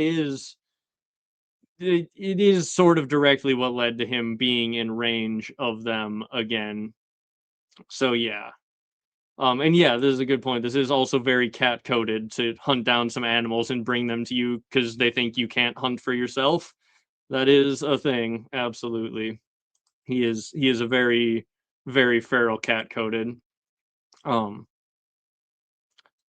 I think that she did. They talked about her trying to claim a dragon in the episode um where they're talking about putting the dragon seeds on dragons where before they decide that they should find Targaryen bastards when Jace is suggesting that like oh well we could find some other noble who has married into our house who has some dragon blood in them and try them. They bring up the idea of Reyna, and Rhaenyra is like, ah, yeah, she almost lost her life in her last attempt. We're not going to try that again. So I think she did try to claim Vermithor or Silverwing at one point, and it did not go well. Um, but yeah. Um, let's see. Let's see.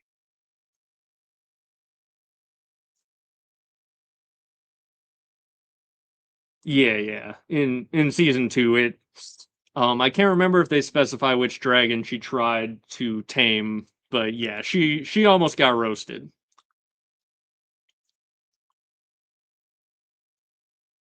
So yeah. Then Sheep Stealer flies off, and Caraxes yells at Sheep Stealer as he flies away. And hilariously, uh, again, this is like just reminds me so much of me and my cats. Like when they won't stop yelling as I'm trying to record, and it's like, shh, shut up, not right now. Like very, very cat owner coded here from Damon, where he's just like, no, like you're not gonna go fight that stray cat. You don't get to do that, and you're gonna shut up about it and stop complaining. um. So yeah, yeah. And yeah, Damon is not looking forward to having to deal with his wife at this point. Um, and then yeah, Caraxes keeps rumbling as Sheep Stealer flies off into the distance, and Damon looks down and sees a goat herder down there with his goats, and he gets an idea.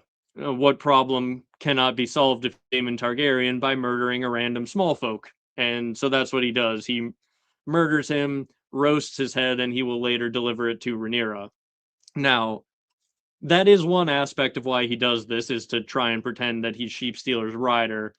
But I also kind of think that he doesn't want there to be a single witness to the fact that, oh yeah, Caraxes and Daemon landed on this mountain and then another dragon flew off out of there. Like, he doesn't want that rumor to be spread. Uh, so I think killing the goat herder was sort of twofold. Like, he can't have there be any witnesses to what just happened. And also, he's going to now try and pass him off as the rider. So then we see Ormond here taking a deep inhale of his little incense holder, and he's like reloading new little herbs into it and things like that. And he gets a letter from Harrenhal.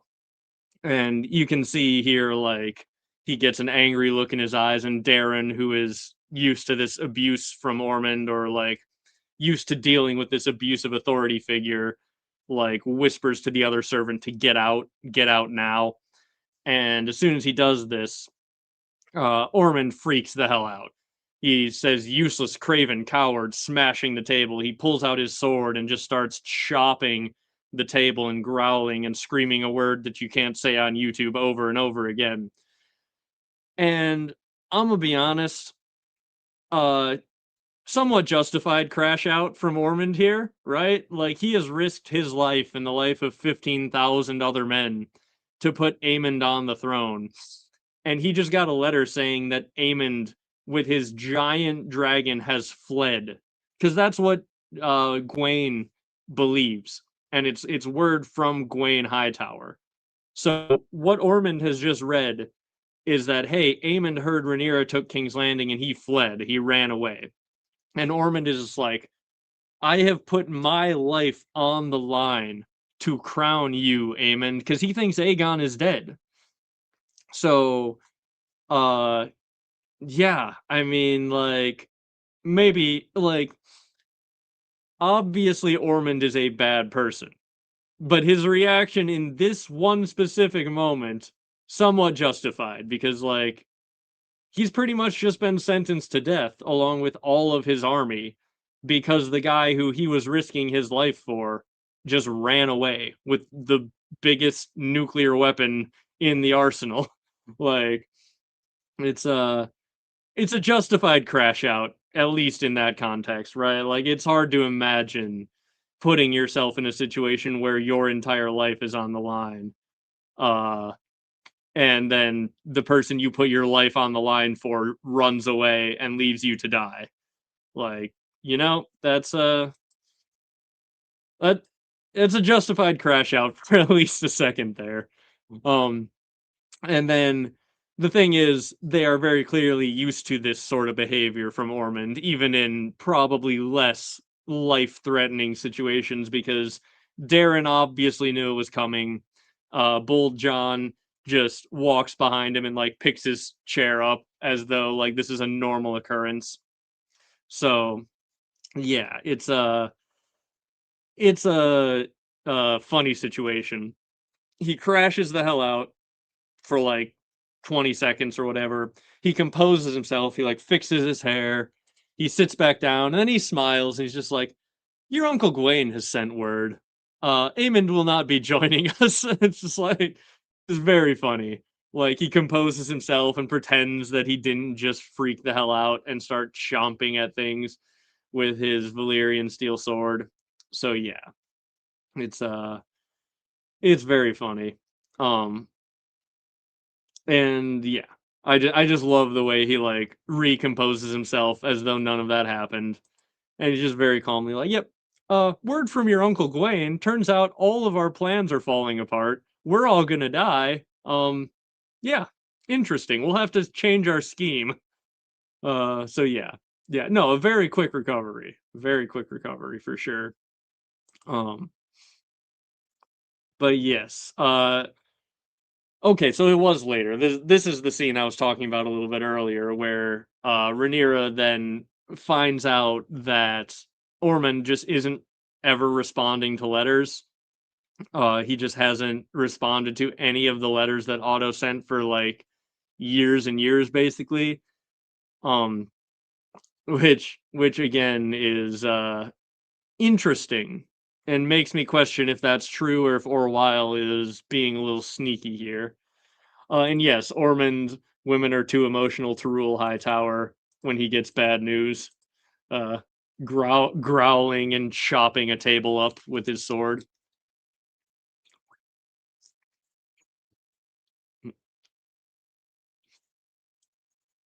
Um, so yeah, we find out that Ormond basically viewed himself as above responding to the first, uh, or to any of the letters from the hand of the king. So yeah, then, Ulf walks in after Orwyle is dismissed, and he wants some favors for his drinking buddies, and I find this scene just hilarious, like, uh, all across the board, very funny. One of his drinking buddies wants a house outside of Rosby and exemption from taxes. Like, that the thing that they ask for when their buddy gets rich and powerful, even though he's not that rich or that powerful yet. But they're just like, "Oh, you must be rich enough to buy all of us drinks now, and also go ask the queen if I could just never pay taxes again." Like, very, very based of just being like, "Oh yeah, my buddy knows the president. I'm gonna ask if I can just not ever pay taxes again. That seems reasonable." And then his other drinking buddy wants pardons for various small crimes and a ship to lease. But we don't have to talk about all of the crimes. Just give him a blanket pardon and transportation to a different continent where he can start over. And that's some hilarious requests from Ulf. And Rhaenyra is just upset that Ulf is in a tavern, and she's just like, "Well, why were you in a tavern? What if a Hightower agent stabs you in the belly?" And Ulf's just like, "Well, it's not that kind of place, and besides, it's my belly." And she's like, "Oh, but it's not. You belong to the crown now. Like, your belly is my belly. If you die, I lose Dragon Rider, and the stability of the entire realm is threatened." And like, this again is on one level reasonable, but also she is handling this horribly. She could have Ulf be under guard. She could have there's a lot of things that she can do. Um, and yeah, what is the point of status imposition if you can't hook the homies up with a pardon or two? I mean, yeah, right? Like, you know, what is the point of being a dragon lord if your drinking buddies can't skip paying taxes and be pardoned for their various small crimes? I mean, why even claim the dragon? But she tells Ulf, "No, you belong to the crown now, and you're not allowed to go to the tavern." And just look at Ulf's face when he's told, "Yeah, you can't go drinking at taverns anymore. You have to stay within the walls of the Red Keep." Like, he comes to her asking for favors for his drinking buddies, and she tells him, "Look, you can never see those people again. You have to stay inside the walls of the Red Keep unless we take you out under guard, and only will do that when it's time to go ride your dragon." It's just like, it's heartbreaking for Ulf. This is the worst news that he's ever gotten in his life. He has taken this massive step to becoming incredibly powerful, and it has just pretty much ruined his life. All of the things that he wants, he can no longer have, because, you know, he is now incredibly important militarily. So, yeah, it's a bad move. It's a bad move. Yeah, Rhaenyra making every bad move on the board basically is a thing. And yeah, he's basically under house arrest, which is not a great position to be in if you're Ulf, that's for sure. And so he tells her, "Oh, you know, when I was out there, they're calling you the Queen of Bastards with graffiti on the walls." And he kind of passive aggressively is just like, "I'm sure this is some of your misguided subjects who think that their queen is unkind," which is him just kind of being like, "Hey, you're being really unkind to me right now, and they're calling you the Queen of Bastards. I thought you should know. Okay, I'm out of here." Um, yeah, Robert would have absolutely partied with Ulf for sure, but um, so yeah, Rhaenyra tells the Gold Cloaks that they need to put a stop to any seditious markings. She said, "Just make it stop." She doesn't even want the people brought before her. She says, "Just make it stop." Um, And so then, yeah, we get back to Aegon and Larys in Rook's Rest. And Aegon has just come back from his first day of gathering the piss and the shit into separate buckets. And he's not having a great time. And he's talking to Larys. He's like, if they knew who I was, they would be sorry. And he's just like, actually, look, being anonymous is actually really helpful for us right now. So please don't do anything stupid. uh there's a lot to be learned from just listening to what people are saying in camp. Apparently you're dead. Rhaenyra has declared you dead. And he's just like, what? I'm dead? And Larys is like, yeah, you were killed by your brother Aemond. And Aegon is very disappointed to learn that. She is very upset, or he is very upset rather, that Rhaenyra has declared him dead, and he wants to kill Aemond, he wants to kill Rhaenyra. He's very annoyed, and then when he's very annoyed, he is told by Tangletongue, "Oh, you know, they ran out of food. They do that sometimes. Us piss gatherers, we sometimes don't get to eat. But it's okay. We'll get more food tomorrow." And this is the final straw for Aegon. And he walks over to Janos, who's in charge, and he just screams at him. He's just like, "Is this how you rule? Running out of food?" And he yells at him until, well, he threatens him, and then Janos just stands up and puts a knife to his like chest, and he's just like, "Listen, say another word and I'll kill you," basically. And then he makes him bend down and kiss his feet, which Aegon is forced to do at knife point. So he is basically at the lowest point that you can possibly be, having to kiss this boot that is covered in mud and shit, and it's not great. Um, and yes, piss to the tanners, the shit goes to the farmers for fertilizer. So yeah, and yeah, it's very clear that they don't respect Tangletongue or Mangleface, as they call Aegon. Um, so yeah, it's it's not a great time for Aegon here. And then so then Damon returns and he plops a head down on the table and says that he's gotten 10,000 gold dragons. Uh, and so Rhaenyra's like, wait, who is this? And he's like, oh, that's the one who rode Sheep Stealer.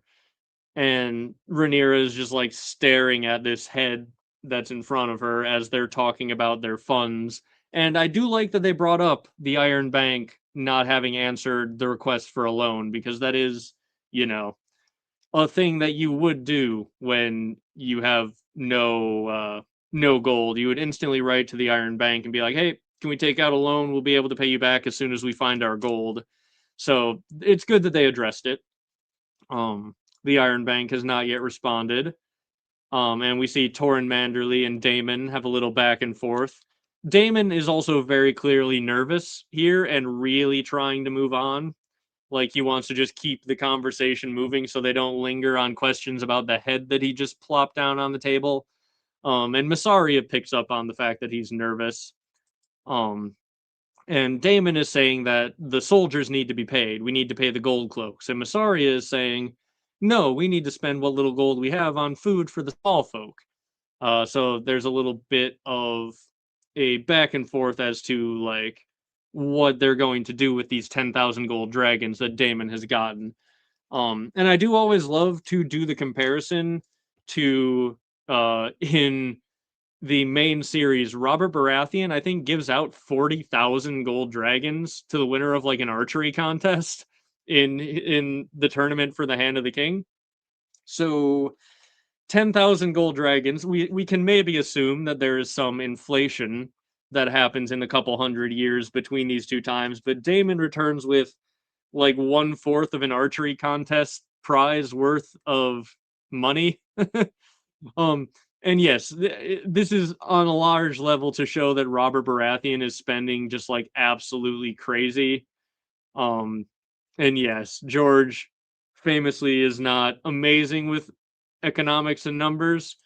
um that is definitely fair, but also like yeah, it is just, it's always a funny comparison, even knowing that yeah, George is not paying the most attention exactly to the numbers of gold dragons, but yeah, that is always my point of comparison.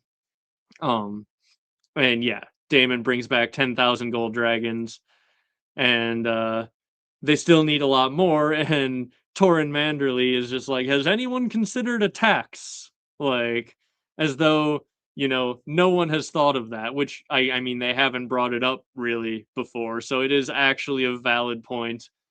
But as they're having this back and forth about money, Rhaenyra tells them, like, hey, clear the room. I need to talk to Damon here for a moment. Um, and so then she asks him about this head that he has placed here, and she's just like, I wanted to see the rider of Sheepstealer. I wanted to ask him questions. Like, we needed to learn what was going on. And Damon says a dragon is not a precise instrument, and honestly, valid. Like, it is kind of crazy to suspect that he was going to be able to take a wild dragon rider alive, right? Like, um, like, right? Like, how would he have managed to get the rider of Sheepstealer to come back with him? Um, I just, I don't, I don't know. I don't know how that would have worked, right? Like, it would have probably been incredibly difficult. This guy rides a wild dragon, assuming it's a random guy. Um, no, he tells her specifically that he killed the rider, and then Sheepstealer flew off riderless, which is maybe him creating a bit of cover for if Rhaena does show up in like a year riding Sheepstealer. He'll be like, oh, I killed the other rider, but he must have been easier to tame now. Maybe, like, I think in his mind he's building up that maybe later on, you know, later on he could maybe have a cover story if Rhaena does get found out. But yes.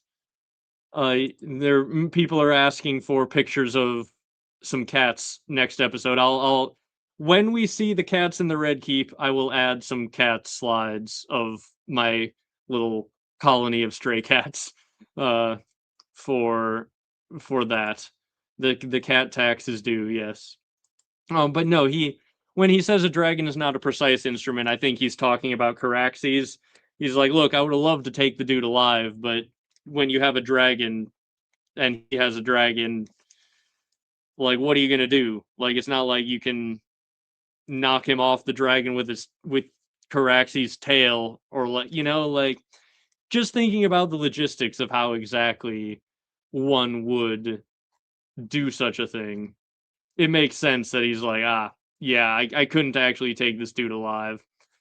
Um, and yeah, Rhaenyra says that she wanted to see him, and she wanted to look on the one who killed her son. And then she's just like, you know what, the bit of gold that you brought will provide alms for the small folk. So she's a little mad at Damon, And because she's a little mad at Damon, she goes with Masaria's suggestion of what to do with the gold. Um, and she says, like, look, uh, you have a good reputation with the gold cloaks. You need to just tell them to not worry. We will pay them, but not yet. And that is a bit dangerous, right? Like you're essentially being like telling the cops like, "Hey, I know you haven't been paid for a few weeks. You're not going to get paid now. Instead, we're going to be like spending what money we do have giving the random poor folk you are in charge of keeping in line food." The cops are not going to be happy about that. You can, you can say that that is the correct move because uh, starving people are more likely to commit crimes and all of that. But when you don't want to be overthrown by the army in your city, and that army is the one who helped you take over the city in the first place, not paying them is it's an interesting choice. It's an interesting situation. Um, so yeah, I don't know. Let me know, I guess, what you guys think if that is the if it's done the correct thing or not. Morally, I'd say yeah, making sure your small folk don't starve is pretty darn important. But politically, uh, yeah, it's gonna be a rough situation. I feel like, and yeah, it is. It's a recipe for disaster. Like it's a great way to get police brutality and more so even like corruption, right? Like if you don't if you don't have the people who have all of the weapons in the city getting paid, suddenly they're far more likely to be very corrupt. It's yeah, it is a bad it's a no-win situation for sure. I agree with that. I definitely do. And yeah, she could have split the money for sure.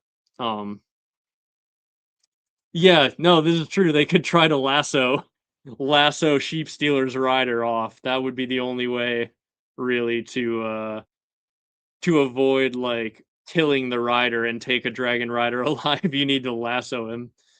That would be that'd be a hell of a roping feat. But if anyone could do it, I would say Damon probably has the best chance, and even him, I don't think he would do it. Um, but yeah, so as he leaves, Massaria makes it very clear that she noticed Damon was not acting on the up and up during that conversation. She says, "Whose head is that?" Yeah. So Massaria knows Damon really well. She's been lied to by Damon a lot. She can tell when Damon is nervous. Rhaenyra ought to be able to as well, but Rhaenyra is also kind of distraught right now and incredibly stressed and focused on like a million other things. Um, but Massaria very clearly picks up on Damon's nervous energy and how quickly he wanted to move on from talking about the head and how dismissive he was of the whole situation. So she I think is very suspicious and that may cause some issues if she tries to pursue it. So yeah, we'll have to see where that goes. Um so then Rhaenyra goes and talks to Alicent and gives her Otto's ring, and says Viserys would have wished for it, and says that she's dispatched good men to return Otto's body to Old Town as Alicent had asked for. Um, and then after Rhaenyra leaves, Helena comes over and she's trying to get like her outer cloak on. I don't know fashion terms. Her overcloak, her shawl, I don't know what you call it. But she's putting that on and Allison's like, "Oh, shoot, you're pregnant. I can see based on your underclothes that you are pregnant right now." And she tries to touch her belly and Helena's like backs up like, "Nope, ignore it. You didn't see anything." So yeah, they have now got this situation to deal with that Helena is pregnant and yes, they are trying to fix the toxic butterflies is what it seems to be. Absolutely.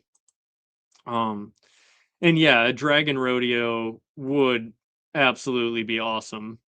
That would that would be pretty sweet to see.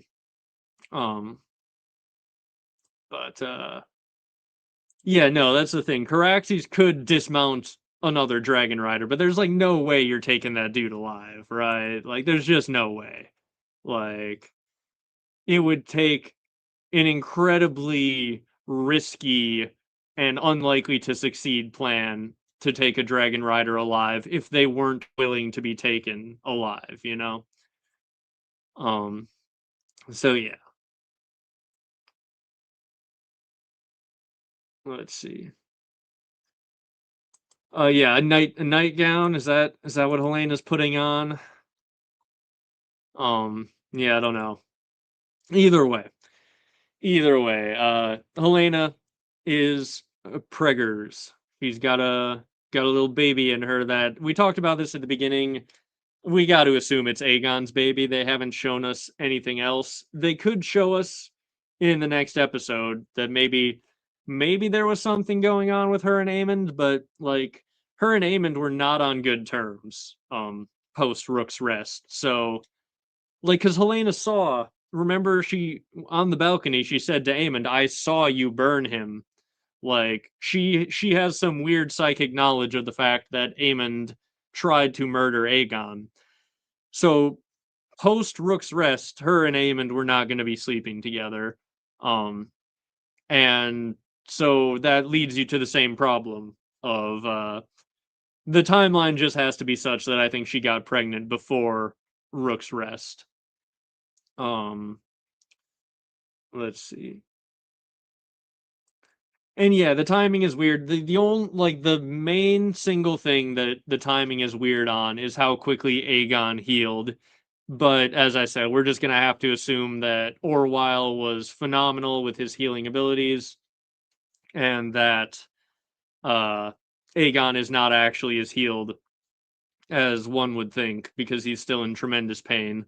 So yeah, his healing just got cut short, and it must have been, he must have been bedridden for 3 months or something and gotten her pregnant in the few weeks before Rook's Rest or whatever, 3, 4 months after that. Yeah. Um, let's see. So then, yeah, then we see Tumbleton as they are trying to get everyone to follow curfew and get into their houses for the night. And Vermithor and Hugh fly over the city, and Ormond freaks out and looks up at the dragon, and Kat sees the dragon.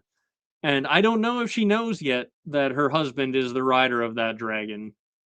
Um, but she may find out at some point soon. We'll have to see. I'm guessing she might get a good look at him here, or if not, she might in the next episode. Um, let's see. Yes, this is true. Like it could have been assault from Aemond on Helena, but I think they would have shown us at least some hints of that.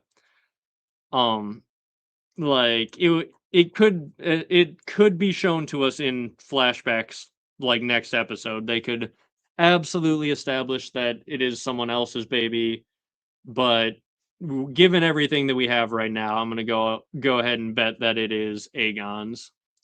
Um,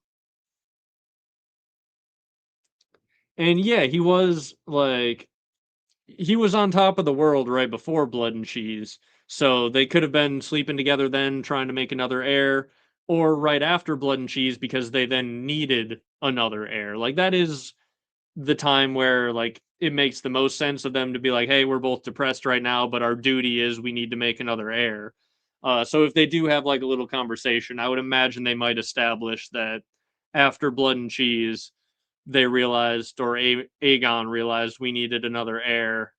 Like Helena could even just say, like, yeah, after they killed our son, then we needed another heir, and Aegon wanted to make an heir.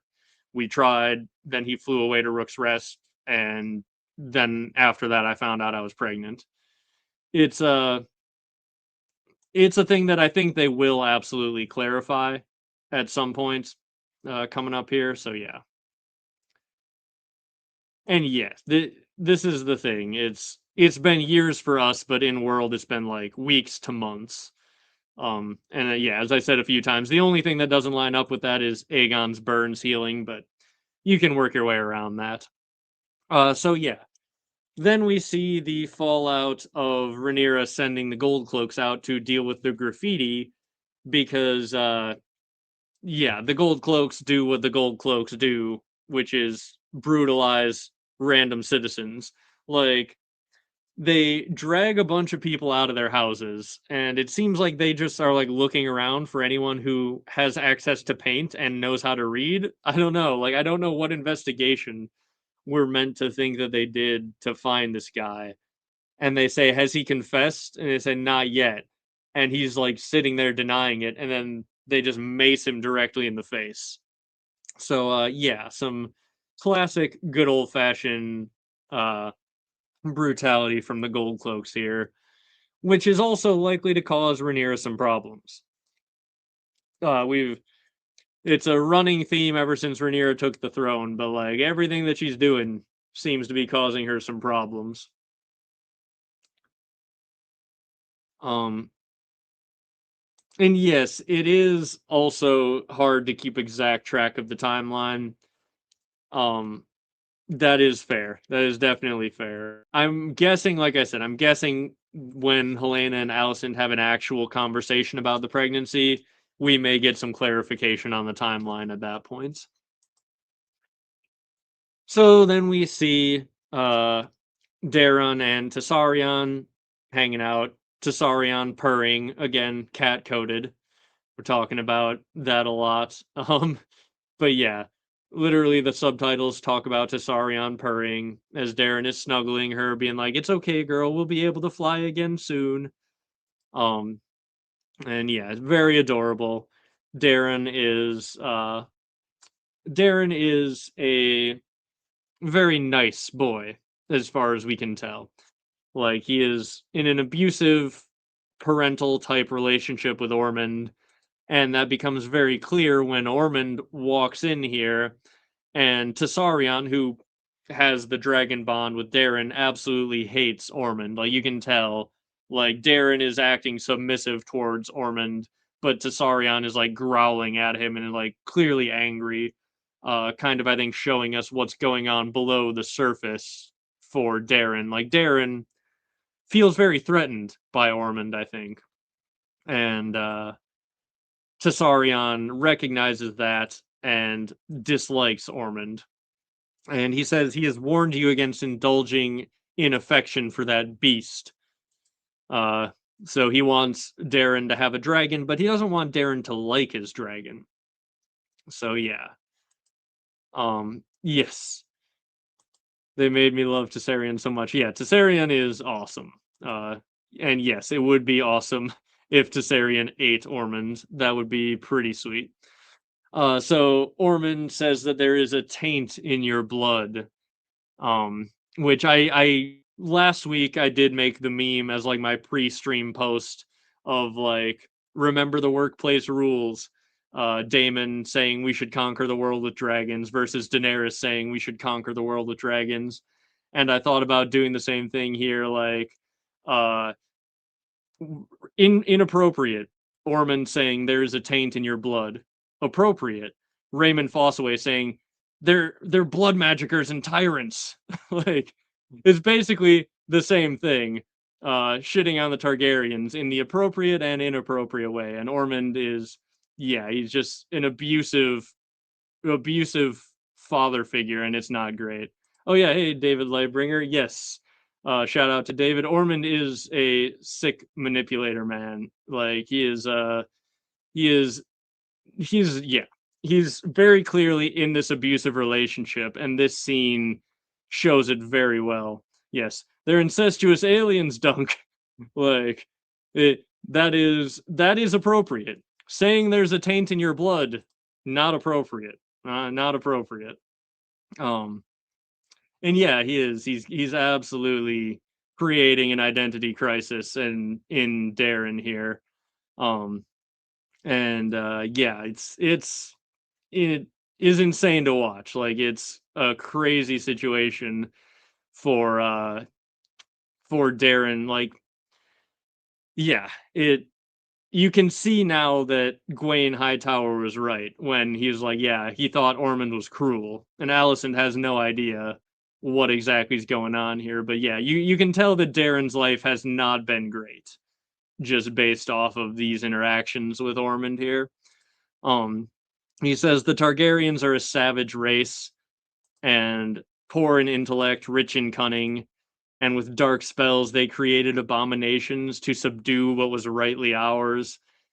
He says that they're the superior men, but against that, and looks at the dragon, he says against that they could not stand. Um, so yeah, he's basically doing the opposite of Targaryen blood supremacy, right? He's doing Hightower blood supremacy. He's just like, yeah, we have the superior blood. We are the better men. We are the higher race. But they made dragons, and so these people who are not worth anything can control us because they have dragons and we can't stand against them. And it's interesting to see like the reverse Targaryen supremacy going on here with Ormond, but incredibly compelling. As I said, like Ormond is a great character. It's in the same way you love watching Joffrey Baratheon be terrible. Ormond is very compelling to watch be terrible. Um, and then he says the brutes raise a woman to the Iron Throne. Where is reason? Where is propriety? And it's just like, oh my god, like that is the most annoying type of villain, right? Where they are very clearly just an absolutely terrible person, but they hide behind propriety and following the rules. They act like they're the ones who are the proper ones who are doing the right thing.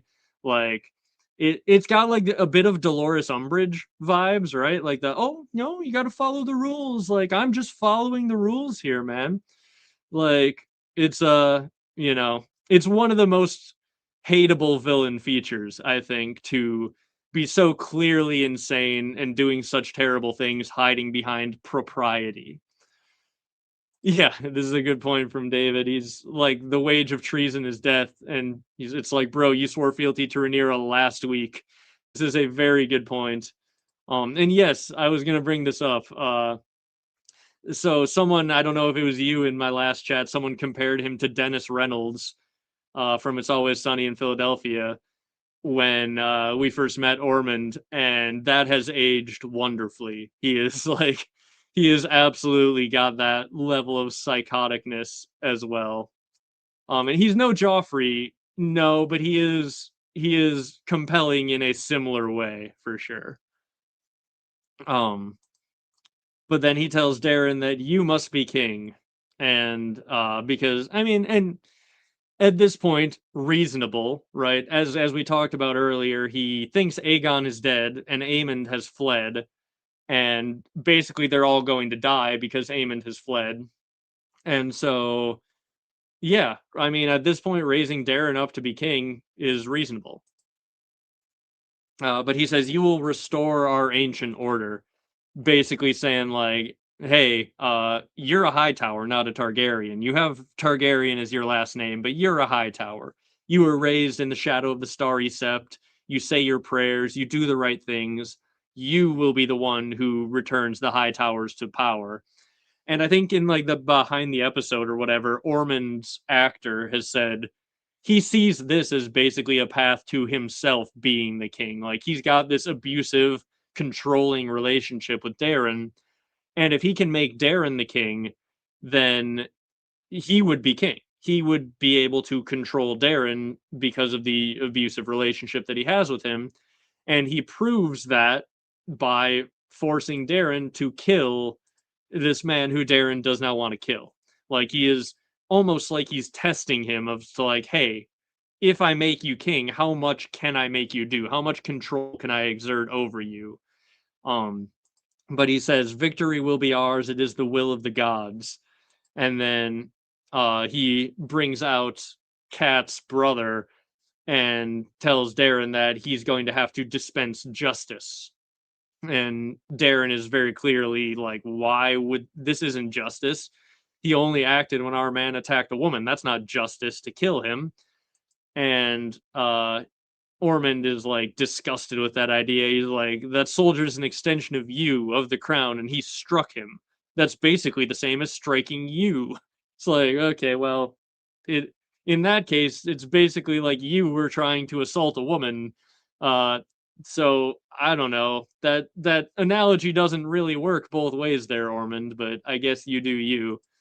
But this is the like most manipulative line I feel like here is the surely you do not wish to disappoint me. Like this is his shit test, right? Like this is where he's just like, okay, I'm trying to make this kid king now. He clearly doesn't want to kill this guy. How much power do I have over this kid who I'm about to make the king? And he hands him the blade and he stabs into Cat's brother as he begs. He's like, "No, please, I have a family. Please, my lord, I beg you." And he kills him anyway, even though he is whimpering and begging. And then Tessarion roasts and eats him as Ormond looks on like a villain in the flames. And yeah, it's a great ending, a very great setup, I feel like, for this whole relationship. And as I said, like Ormond is now trying to essentially make himself king by putting this guy who he has the ability to manipulate on the throne. And yeah, a very interesting dynamic for sure. Um, because yeah, it's like he, as I said, he wants to make sure that he has control over Darren as much as he thinks he does, and this is a really good way to test that. Um, but yeah, he's a very compelling villain, and I can't wait to see where things go. But um, yeah, that'd have been interesting if he just went full Dracarys right away instead of using the sword. That would have been definitely interesting and could be a blood sacrifice. I mean, the dragon is going to be eating the blood. Um, but yeah, yeah. So let's see here. And yes, we talked about this a little bit earlier on. Like we don't know exactly how much the Faith and the Maesters are on the side of Team Hightower, but it seems like they definitely might be. So yeah, it absolutely could end up being a thing that he feels like the gods are on their side, um, which is a whole interesting can of worms. What people will do when they're convinced that the gods are on their side, but that definitely seems to be what's going on here with Ormond. Yeah, he is HGH auto. That is also fair. That's also fair. Um, yeah, he is absolutely a Chad without a doubt. Um, but yeah, so what did you guys think of the episode? Like overall thoughts? I thought it was pretty darn good.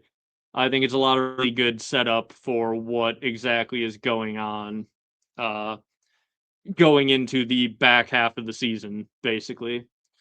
Um, and yeah, there it feels like there is some version of that. The Faith certainly seems to be on the side of the High Towers here, and the Maesters as well. Like we talked about it a little bit earlier. Is there really no correspondence that can be shown?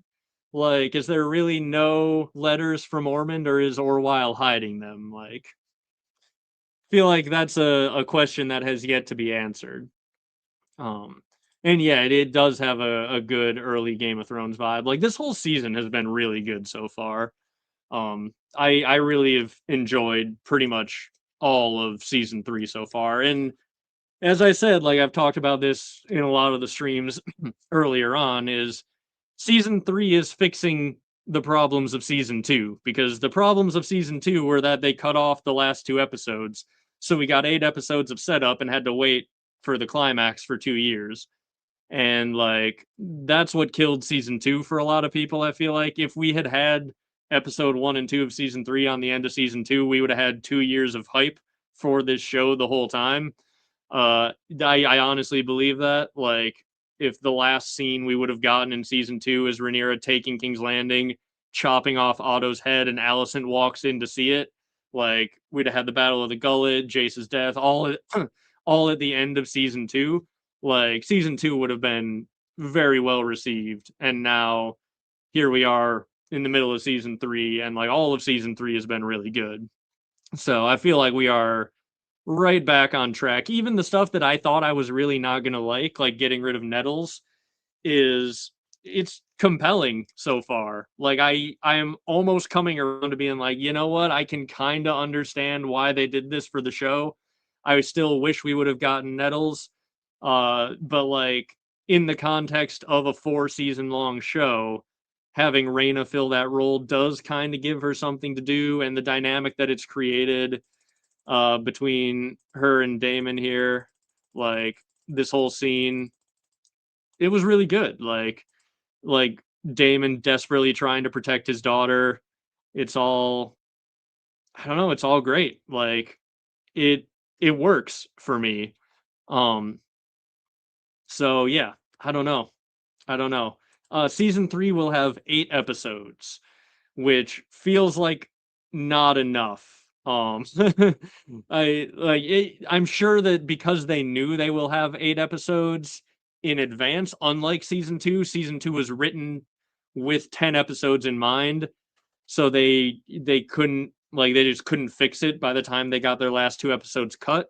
This time I'm sure they will write to a climax and be prepared, so the 8 episode season will do better when they actually know that that's how many they have. But man, I still wish it was 10.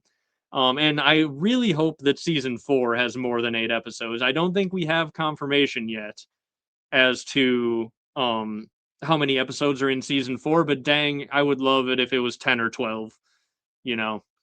Cuz yeah, that would mean we have like what, 12 episodes left. If season 4 only has 8 episodes, that's just not a lot, you know. That's not many. So, I hope we get more than that. And yeah, I hope 12 episodes feels like a fair compromise. Like, we could have done 5 seasons, but I would way rather have a long season 4 than a season 5, because they keep taking 2-year breaks in between the seasons. So yeah, and yes, I think we have had it confirmed that Ryan Condal has said that season 4 will wrap up the Dance of the Dragons. Like, they're going to write it for season 4 being the last. There has been some speculation that, like, maybe because the source material for this is all a big history book, there's been some speculation that House of the Dragon could continue beyond season 4 and adapt the period of time after the dance. But Ryan Condal has said um, that he will be done after season 4, I believe, is where we're at. Um, so yeah, it's it's great. Oh yeah, like, honestly, starting Hot D this month is probably like the best position to be in, because the entire problem, as I said, with season 2 was the 2-year wait afterwards. Whereas if you binge season 1 and season 2, and now you're just chilling in the middle of season 3, all of the problems of season 2 pretty much disappear. So that is great. And yeah, it is, I think, a great season so far. Um, see, like, I this is an interesting question, asking if the showrunners are trying to get back into George's good graces with Maylor. I was worried coming into this season because apparently whatever George saw in the scripts for season 3 made him say that this is not his story anymore. So I was worried that things were going to go in like a very bad direction. And maybe he is just talking about like certain deviations from the source material that he really doesn't like, or maybe there's something crazy that is coming in the back half of the season that made George really upset. But like, it doesn't seem like whatever he saw in the season 3 script got him back into a good situation with Condal. So I don't know. I think they are trying to, like, I hope and do kind of think that they're trying to have learned something from what George R. R. Martin told them. Like, he called them out. Ryan Condal is very clearly a big fan of A Song of Ice and Fire. So, um, you know, it probably did bother him that he was in such a bad way with George. Um, so I don't know. I don't know. I would imagine they are, if not trying to get back into his good graces, at least like realizing that maybe he did have a point and they're gonna try and fix that. But yeah, I don't know. I hope that nothing crazy happens in the back half of the season, and we can hopefully after the season we'll all agree that yeah, George was maybe overreacting a little bit to fully disown the show in the way that he did. Um, but at the same time, it's got to be hard watching your work be adapted in a way that does deviate from the source material. Um, so I don't know. I'm not too hard on George R. R. Martin, and with what I've seen so far, I can't be hard on Ryan Condal because first 4 episodes of the show have been bangers. So, so far so good. As I said, let's hope the train doesn't just like catastrophically derail in the back half of the season. Um, and yeah, Wizard Kissing Company does have some great takes on their channel. That is absolutely a thing.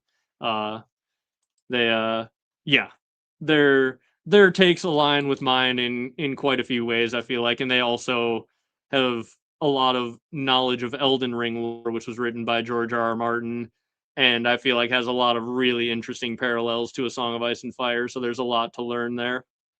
Um, but yeah.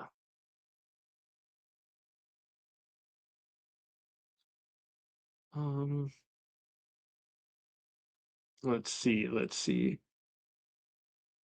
Yeah, it could be that he is, well, Damon is one of his favorites and Nettles is also one of George's favorite characters.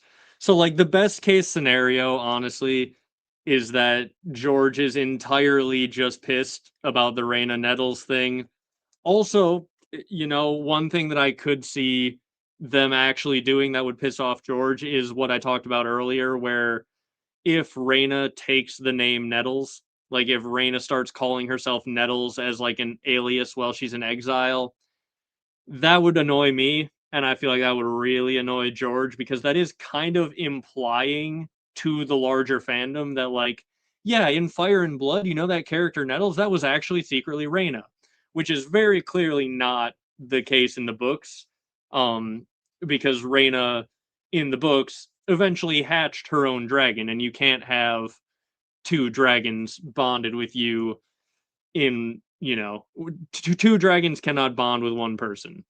So it's very clear that in the actual source material, Reyna was not Nettles. There's no way that that is accurate, like actually accurate, in the source material. So I could see George, who, feels like Nettles is one of his favorite characters and Damon is one of his favorite characters, being really upset with this whole situation, but also, you know, that would almost be the best case scenario for what made George crash out. Yes, I will be very annoyed if Reyna calls herself Nettles. It's one of the most annoying things that I feel like is unfortunately reasonably set up by this scene. Like where this is Nettles coded as hell right here. Where she walks out of the cave looking like a fire witch and then says that she fed sheep stealer sheep. Yeah. It's ooh, yes, and this is the thing, like, yeah. I don't think it's too much of spoilers to say that Nettles is in the Vale with her dragon sheep stealer, and there is the Vale tribe called the Burned Men, who are descended from a bunch of people who tried to get close to the Fire Witch that was Nettles, and they all got burned. And the Burned Men are still around all the way to the point of the main series. Uh, there are Burned Men who are with Tyrion when he gets the Vale tribes on his side. So to close that gap in the canon, they might make Reyna pretend to be Nettles and go become the Fire Witch in the Vale. And like I said, I really just hope they never mention the name Nettles once in the series. It's fine if you're gonna cut her, like it's fine at this point, but just don't don't pretend that she was Raina the whole time. And yes, Noddles, absolutely, Noddles the Fire Witch. Um, yes, this is exactly how I feel. Like I have accepted Raina taking Nettle's storyline, and honestly, it kind of works so far. So just leave Nettles out of it. At this point, just leave Nettles out of it. That's how I feel. Um, but yeah, this is also a thing. They are definitely trolling people who know the source material a little bit with certain things. So they might be trolling us a little bit with like, oh, we're gonna make her Nettles, and then they maybe won't do it, but they're like making us wonder if they're going to. Like that could definitely be a thing. But yeah, yeah. Let's see.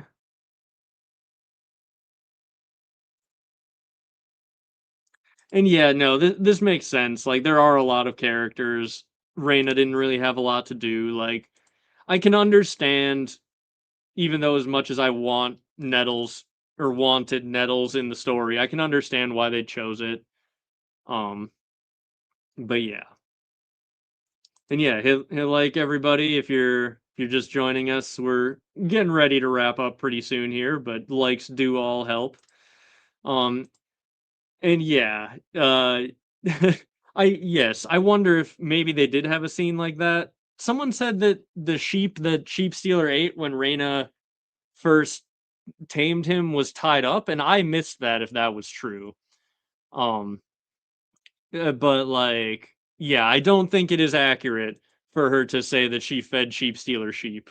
I said that's a little revisionist history, trying to just tell her dad like, I don't know, I fed him some sheep. Now we're best friends. But okay. David says too the sheep was tied up. Okay, I must have missed that then. I'll have to go back and rewatch that scene because I know he did have a sheep there that like ran away a little bit and he roasted it and then she came up and did that. So yeah, if the sheep was tied up, then I retract my criticism of her saying she fed sheep stealer sheep because that is, I mean, honestly, that's a little bit better as well. Um, yeah. No, that okay. That does make sense. And honestly, I feel like that even does improve the whole storyline a little bit more. Um, that she was smart enough to like catch a sheep, tie it up, and wait there. I okay. Yeah, I missed that then, I guess. That is a good little detail that they added that I missed. Um, so yeah. Yeah. No Arya sex scene in the show so far, 10 out of 10. That is definitely fair. Yeah. I mean, granted, okay, so the biggest problem with the Arya sex scene was that Arya had been like an 8-year-old girl and then like a 12-year-old girl or whatever for like most of the show, and then all of a sudden she's just getting naked. But then they did also have Rhaenyra in episode 1 where they're like she's 12. Episode like 4 or 5 she is like having sex with Kristen Cole. So, uh, you know, that was also kind of goofy. Um, but at least they didn't have us get used to her being a literal child for like 7 seasons, and then season 8 she's there having a sex scene. It was more of like a quick time jump. So, it is what it is. But yeah, it is for the best that we don't have any Arya sex scenes in House of the Dragon. And yeah, like I have um accepted that. Yeah, I'm just not worried about the source material that much. Like there are certain things that I would be really upset if they changed from the source material, but I'm just hoping the show itself manages to be good in its own right. So yeah. Yeah. Um but yeah. Um I do think we're we're getting ready to wrap it up here. I can feel my voice starting to get a little bit sore, but I do have like an hour-long video for you all about Aria specifically that is done recording. It has to be edited yet, but that should be coming in the next week or two, depending on how much time I have to edit, and I've got a couple other videos that are like partially started recording. So yeah, there should be some non House of the Dragon content coming on the channel in a little bit as well, for those of you who enjoy that. And also we will continue doing these weekly live streams covering House of the Dragon. Thank you, thank you. Yeah, glad you found the channel and are getting into Game of Thrones. It is great. Depending on how new you are, I would absolutely recommend reading the books if you have just watched the show, which I'm just saying because you said Game of Thrones fan. If you've not read A Song of Ice and Fire, absolutely 100% recommend. Like if the shows got you into it recently, absolutely recommend the books. The show's got me into it, so I'm I am one of those people who was brought in by the shows and just absolutely fell in love with the books. So yeah. Um Hello April. Sorry that you just got here kind of right at the end. I am uh trying to wrap up, or getting ready to wrap up here at some point. Yeah, maybe I'll have to do that here for a panel or something like that. David, I will let you know. I pretty much every episode this season so far I have not actually watched like right as it aired. Like I have been doing other things and either caught it like 2 or 3 hours late, or like once I even caught it the next morning. But yeah, if I am like ready to sit down and actually watch it as it airs and pop on afterwards, yeah, I'll maybe hit you up and take you up on that. Um and oh yes, yes. Thank you for the super chat and for the support. Um but yeah. Yeah, yes, out rustling cattle all night. It's a busy life. But yeah, I am hoping that I can like actually catch some of these like directly on time so that I can take part in all of the direct after shows and such like that. I have tuned into a couple of your after shows just in the background, but it was always like the back half, like right at the end, or I catch the last half hour of you or Alt Shift X like afterwards live, all that stuff. But I do like to I do like to watch the episodes right on time so that I can watch those post episode coverages right away. That's always a good experience that I have been unfortunately missing out on so far this season. But yeah, yes, out rustling cats, absolutely, absolutely. Oh, thank you for another super chat. Longtime Elden Ring fan and a new Game of Thrones fan. Was so disappointed with the other White Walkers storyline, but your videos on them are amazing. Planning on reading the book soon. Yeah, well, thank you. And yes, the White Walkers others storyline in the show was lacking for sure. It is very clear that they just decided that there was too much magic in that plot line and they were not going to adapt that or the Weirwood magic appropriately.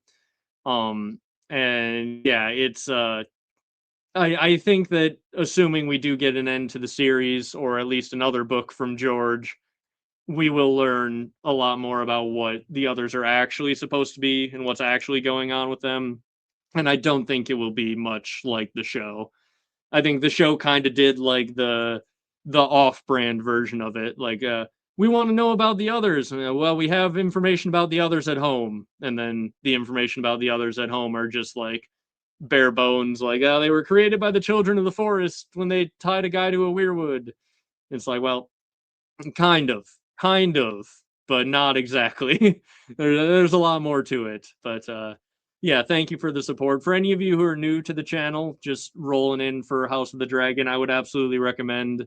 Yeah, what the others actually are explained is the video I recommended last stream, and I did actually see it got a boost in views. So there must be at least some of you who are new rolling in here who hadn't checked it out before. But yeah, I have a lot of videos on the others and the old ways, and the big Aria video that I have to edit together over the next few days or so is another thing that will also tie into the others and the old ways and what Arya's role in the whole end game of the story will be. So yeah, you'll have that to look forward to whenever I get a chance to sit down and edit it. But yeah, so with that being said, I do think I am going to wrap it all up here. But thank you guys all very much for joining me. I will, as I said, be doing these every week. So yeah, thank you, and I will see you all next time. Bye bye.